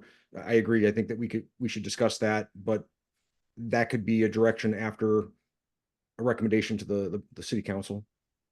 Okay, thank you, David. All right, so we have the motion, it's been seconded, and the motion has been called. I will ask the clerk to call roll. Anderson, Yes. Patrick, No. Broker, Yes. Clark, Yes. Gaunt, Yes. Lachey, I'm in favor of caps. I'm not in favor of this particular motion as worded. I will be voting no. and Mans. At this point, the way that it's worded and with the caps in place, I would have to vote no. 4-3 approved. Motion passes. Motion passed.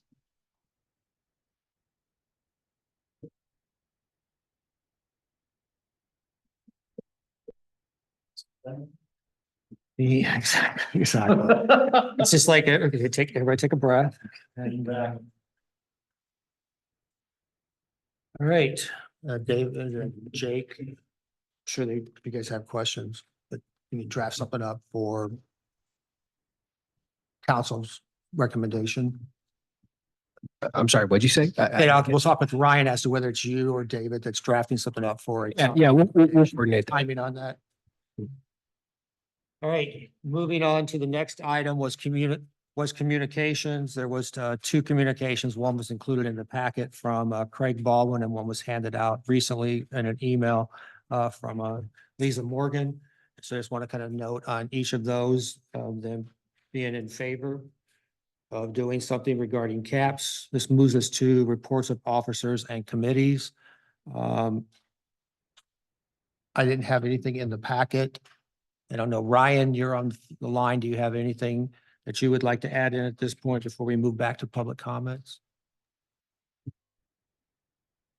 Nothing in particular, Mr. Chair, but I know I don't have maybe my normal fuller report with doing double duty. It's been hard to put that larger report together, but happy to answer any questions if you have any in particular.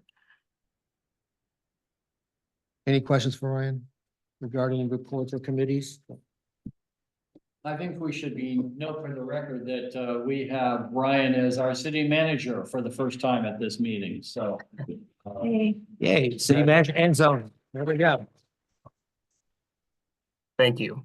Which now will move us to the second public comments. In this section of public comments, they can be in regards to any item that you'd like to bring forth.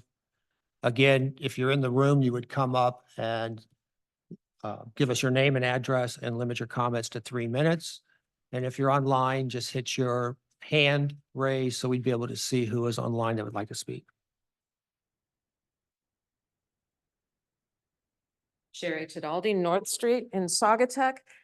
I'm not sure that I know you, but you made the comment that those of us talking about a lawsuit are the causing lawsuits. And I feel that that was directed toward me. Can you explain that? Are you directing that question toward me that I'm We causing a can't, we lawsuit? cannot have interaction during public comments. Well, I take issue with that, and I'd like to, you said we can talk about it after the meeting. I would like to do that because I am not causing any lawsuits.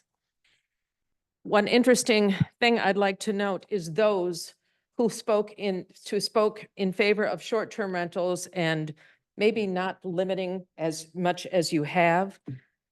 They're all pro-tourist. They're all pro-Saugatuck. They want to see our businesses thrive. The people who spoke out and said no, that it was a bother to them. I have to tell you, my parents built a house on Pleasant, and they had a short-term rental directly next to them. They never had any issues. They never had issues with parking on Pleasant. They never had issues with noise. In fact, I used to do short-term rentals. I enjoyed speaking to tourists. I had a blast. And I think if we come at this issue, putting our economy first, because let's face it, we're not South Haven. We don't have any economy other than tourism. And what you're doing is you're slapping every business in this town, every worker in this town. You have to keep in mind where you're at.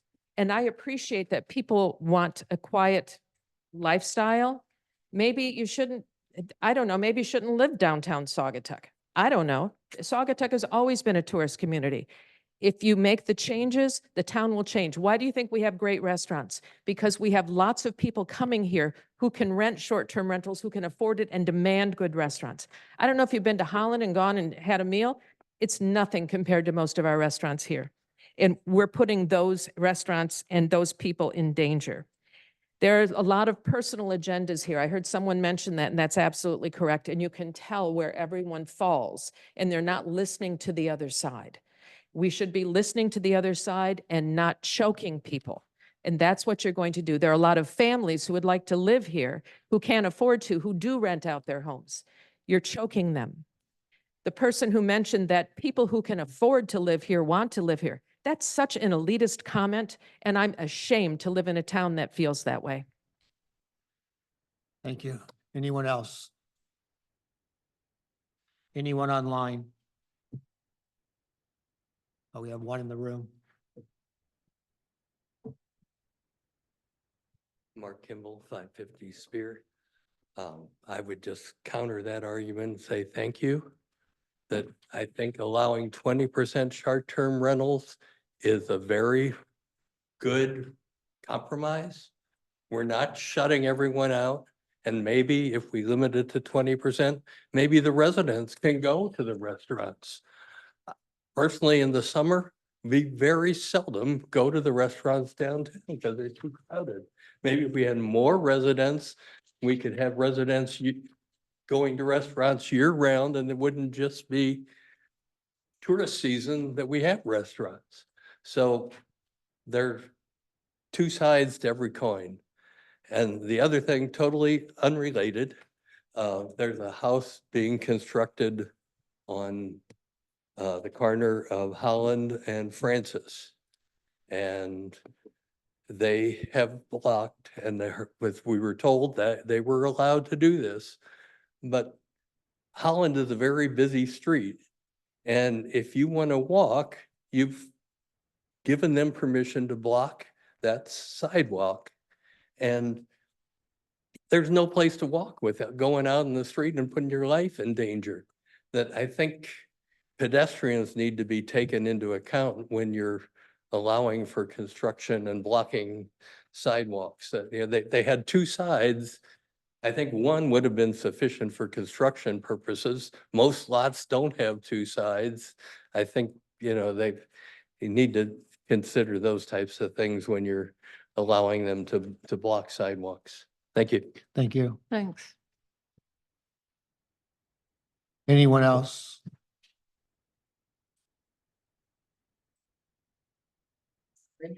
Julie McGuire, 541 Mason. I just want to restate so everybody understands my point when it comes to values on homes. If I have a short-term rental and I get to keep my license, good for me. But now I'm going to sell. And we are still over the 20% cap by 4%. I call Laura. Laura says, well, you know what, Julie? You could get this much if we could get you, if you could have an investor coming in. But since you can't, because you've got to sell and your block has too many, you only get to make this much. Once again, that's not fair to anybody. My value should not be contingent on how many homes on my block have a short-term rental license. That is not fair to anybody that's selling out of the market. I'm talking 25 to 30%. That's a lot for any of us here. Don't shake your head. It's the truth. I'm once again, top 1% in the country. I have an award on my wall for. That's based on accuracy. I've done my own trend analysis. That's a big loss for most people. 25 to 30 off, even off a $200,000 house, which we do not have here, but it's a lot of money. I'm not sure what's so funny. Maybe you have more real estate experience than I do. Thank you. Thank you. No, I think we'll continue to welcome anybody who has comments. The one thing that, you know, I will just kind of remind at the end is that a lot of the comments in regards to where we are at this point will now need to be made to city council because it's now out of the planning commission's hands because the vote, was done. Diana Decker, 128 Elizabeth. I want to thank you for the last 10 months of the short-term rental committee and the meetings. David and Ryan with their data. I'm glad that there's the noise ordinance and there are people renting without a permit. There are a couple that are doing that. Also, you have a lot of power here, a lot of authority. I'm hoping to see that the companies who are property management companies, who are running businesses in the city of Saugatuck without going through a broker, an associate broker's license, that is illegal in Michigan. Regarding parking, I hear all the time about parking in the city of Saugatuck. I go out and this morning at Lake Street, there's cars on the right of way parked on Lake Street as you're going around the corner. I don't know. So I'm not sure if that's being allowed now in the summer on Lake Street with parking there in the morning going around. I hear it all the time. I run a business and a lot of people don't want to come to the city of Saugatuck because of parking. We're handing out waivers in front of restaurants. And there's no parking. Let's see, I made notes here, sorry. I heard loss of community. A lot of that is the police. I can go in the city of Douglas and we know our police. We know the names. I can have a couple people hop in my car. We can knock on 5 doors and they'll say, do you know your police officers' names? I don't even know this police officer's name behind me. It's, me. So there's a sense of loss of community. So that's, and thank you again for your time. Thank you. I see 3 hands online. So let's jump to Chris, if you want to speak.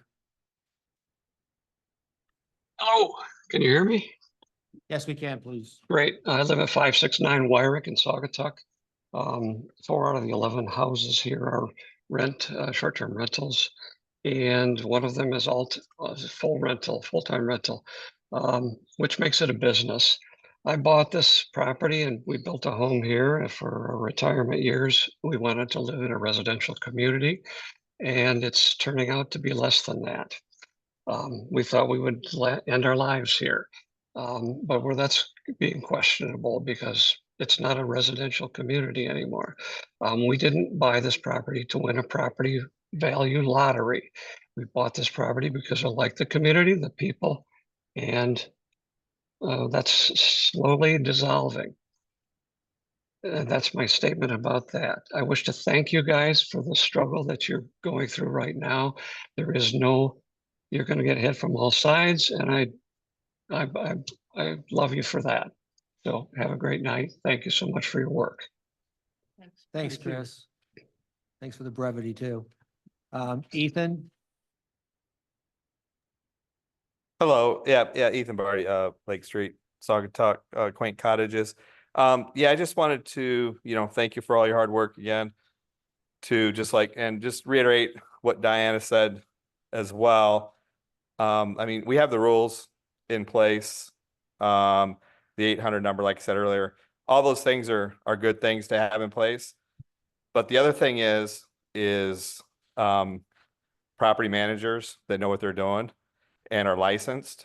There are many people managing properties in Saugatuck illegally. And if I wanted to cut hair and I went and set up and started cutting hair without a license, there'd be people all over me. But there are people in the community that are renting and managing properties for other people, which is illegal in the state of Michigan. And it also causes problems because they aren't following the rules. They don't know how to manage properties. And it's a very big concern that Diana pointed out, and I just wanted to reiterate. Thank you. Thanks, Ethan. Thanks, Ethan. Anyone else in the room? I don't have any other hands online. I've got one more in the room.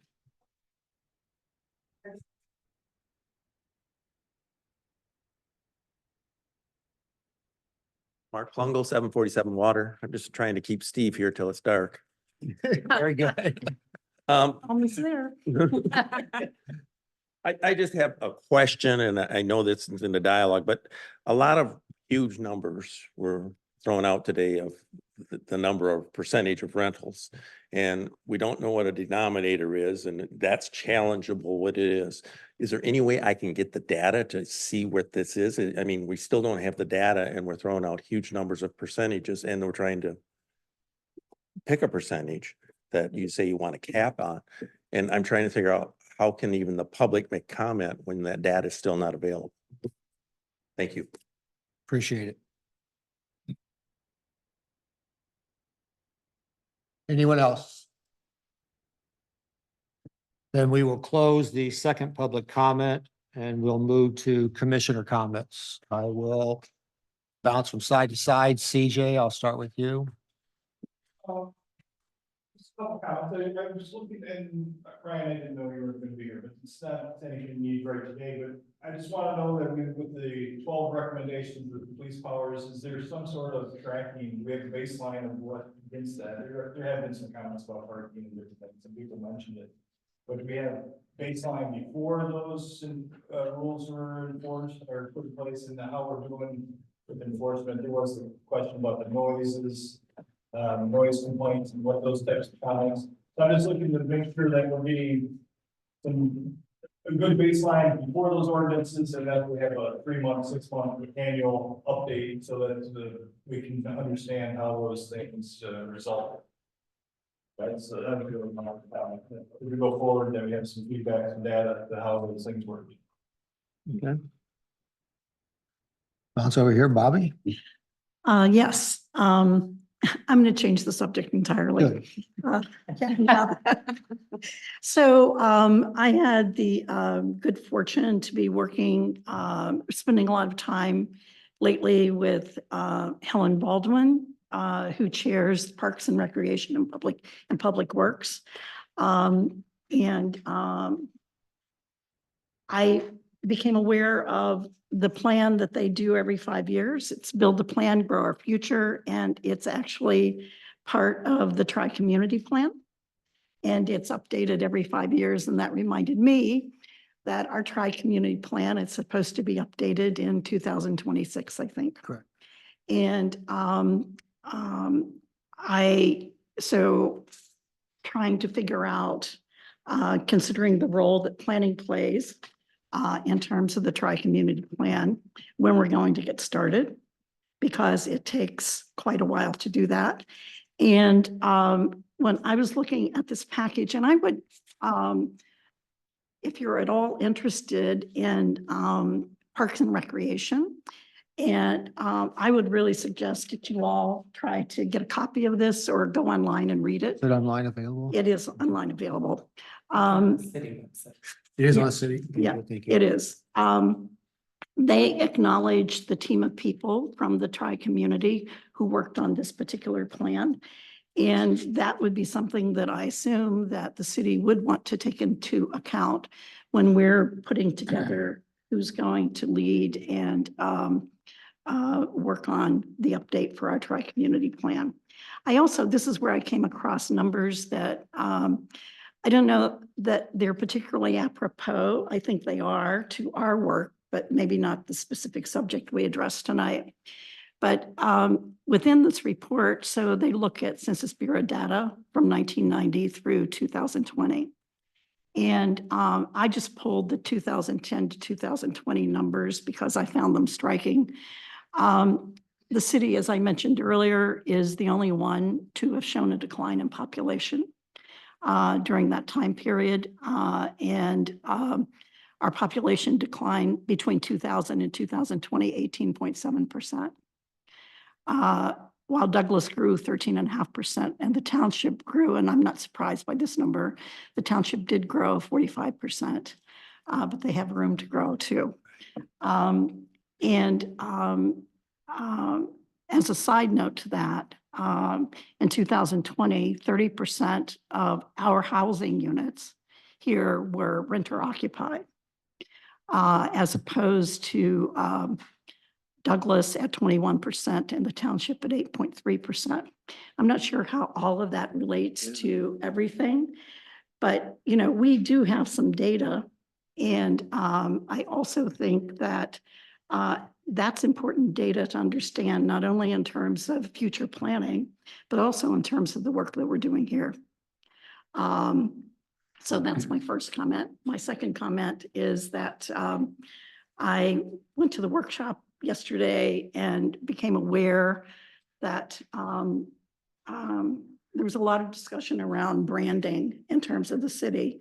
And part of that discussion related to ordinances, and it came down to a conversation about the approval of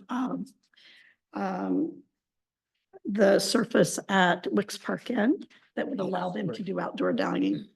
And apparently our ordinance reads, or does allow rather, the fact that we could just use concrete.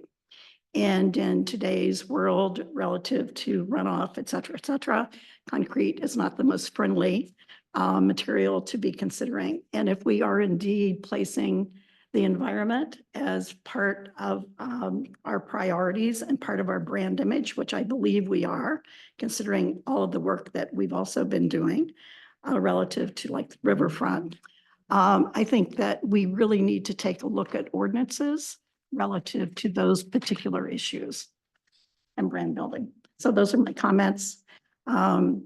And I know this evening's been difficult for all of us, but thank you all. Your good intent. Mark. I've got two buckets of comments. One, the comments I was making were not particular to any person. The person who called me out individually and said would like to speak to me has left the room. I was willing to speak with her afterwards. I was not speaking about her personally. I don't know all the members who are defendants or plaintiffs in lawsuits involving the city. I've got a good idea of many of them. The other person who called me out personally, I was not laughing at you. I smiled because I believe you said something about $200,000 homes here in town and that there's no longer exist. And that's true. And that made me smile because they used to exist. But it was nothing about you personally. I served 14 years on a city commission, city council in a suburb of Detroit.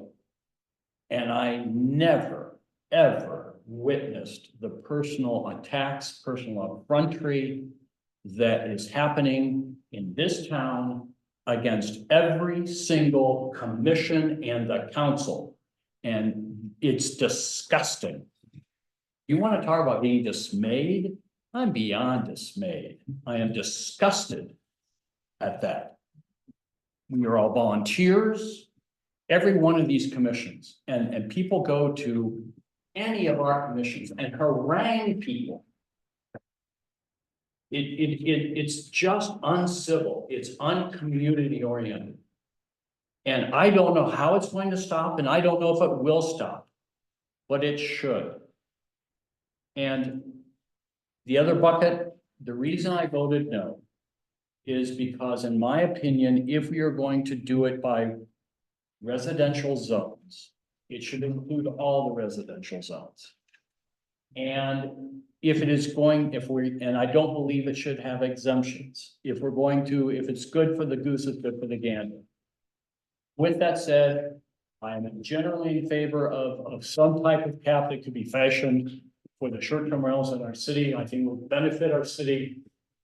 And so those are my comments. Thank you. Thank you, Mark. Thank you. Appreciate it. And Sure. So I will just dovetail on Mark's comments about civility, which I agree with. And in the spirit of civility, I would like to thank everyone who came tonight, both on both sides of the issue, everyone on the Planning Commission, all of our staff for everyone's hard work, diverse views. Really appreciate it. And at the end of the day, I think we all voted how we thought was the right way to vote and in the best interest of our community. Thank you. Holly? Yeah, I want to thank everybody who showed up here and on Zoom. And I want to thank, all of the people who've been working on this, especially the members of the short-term rental task force.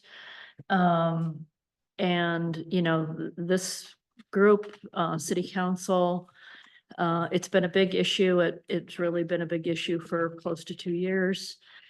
And I think we all knew that we would come up with changes that no one would be 100% happy with. And I think we succeeded at that. But I do think that I'm happy that we are recommending action to city council that can hopefully get some neighbors back in our neighborhoods. Yeah, same thing. I want to thank all the active members of our community who chose to, give us valuable feedback, whether it's, one side or the other. I mean, this is not an easy subject, as everybody knows. I'm glad that even though it was a near split decision, there was some level of consensus to get something moving forward and to try and get something in front of the city council. I think it's very important that it's done and it's done very quickly, especially with a potential ballot initiative looming that could potentially have some negative consequences for the town, depending on what direction it goes. As far as us sitting up here as rulers or kings or emperors, what guides me is, I never thought I would ever say this, but what guides me in my decision-making and recommendations and what you hear from me is I go and I read the master plan, which I never thought I would. When I first saw it, I thought, oh my gosh, I have to read this. It is a very good document that guides how I think. And I hope for the people that are either concerned with the direction that these decisions are taking, I encourage people to go and read that thing because it states quite clearly how we should be basing our decisions and what we believe to be in the best interest of the town. So thank you all. Thanks, Joe. I've got a couple of items. One, everyone else expressed, thanks to obviously everybody who's been involved, David, Jake, Ryan, the entire commission. It's a long process and we are hopefully going to get some more direction as this moves forward to council. Regarding, the vote, kind of like Mark had said, and when I thank Mark for the comments on civility and also for stopping us a couple of times during today's. And I also thank all of you for putting up with the chair letting this kind of go outside of normal Robert's rules and the way that we kind of proceeded here, but hopefully everybody felt that it was worthwhile. The vote, like Mark had said regarding the no, I do feel that if we are imposing it in just R1s, why is, I have a hard time just saying it's going to be R1 versus all residential. As I expressed earlier, I do think that there's a big difference between each of the zones. That will be up to, council to kind of, deliberate at this point. The Bobby made a reference, which is very good, about two things. One, the master plan, and I think, it's kind of up to everyone. I know Ryan being promoted to city manager, which is obviously an excellent promotion. I'm very happy with council's decision, on that. I look forward to being able to continue to work with him. I'm just saddened we won't work with him as closely, but I know he's got the feelers out for the new zoning coordinator, planning and zoning. And I believe once we have that in place, we'll start to kind of take a closer look at, because that will be the individual that will be helping us to guide, at least on our side of it. But I do agree we're halfway through 2024. We should at least start having preliminary thoughts as to when we're going to start meeting as a tri-community. Bobby's point also on Wix. I know it came up during our public hearing regarding this. And I think it is very true that we need to go back and be looking at So it's kind of hand in hand with the master plan, looking at the zones. We've talked about it in the past. So kind of that we can get past this amount of time that we've spent on short terms. I would like our next thing to kind of look at these zones downtown. Not only, do they all make sense? Do we need to consolidate any of them? But also, are there other things when we're doing that might want to change? And that could potentially be something that we could look at is, whether or not you would continue to promote hardscapes and cement over something that's much more environmentally friendly. We did have Adam Aaron at our monthly meeting last month, with talking about how we might have grants in that. And I know that I will congratulate Ann because you did forward a couple of ideas over to Ryan and the team. When we have time for open discussions at one of the future meetings, I would like to have a little more discussion kind of around some of the ideas that at least we're thinking of and whether or not it makes prudent sense to try to direct, our limited city employees right now to take a look at some of those. But I want to keep that kind of in front of us because I don't want to forget about that, especially since September is when we'd have to make any type of request. And then the only other thing that's kind of come up that we didn't have time for tonight, but maybe we can put it on the future agenda. There's been several people who have asked whether we would like to go back and readdress our start times of 7 o'clock. And I know we have some people here that work, so that is always going to be potentially an issue. But I would just ask you to kind of think about whether or not a 6 or 6:30 would potentially work. I know the council discussed it. Did you guys leave it at 7 or did it change? We ended up not voting on it. But I had a sense that there might be a consensus for 6:30. Yeah. So I would like to consider that also. I think it would just mean that these meetings would potentially end earlier, but it also means less overtime and time away from families for the city employees and our consultants and that come in and attend. But that may be on a next month's agenda. So just kind of definitely those who are working or who have other commitments, I would like to hear, how that factors in. With that, I have no additional comments, and unless anyone would like to speak once again, I will ask for adjournment. Move to adjourn. Second. All those in favor? Yes. Yes. Thank you all very much. Thanks. Unanimous. Please adjourn.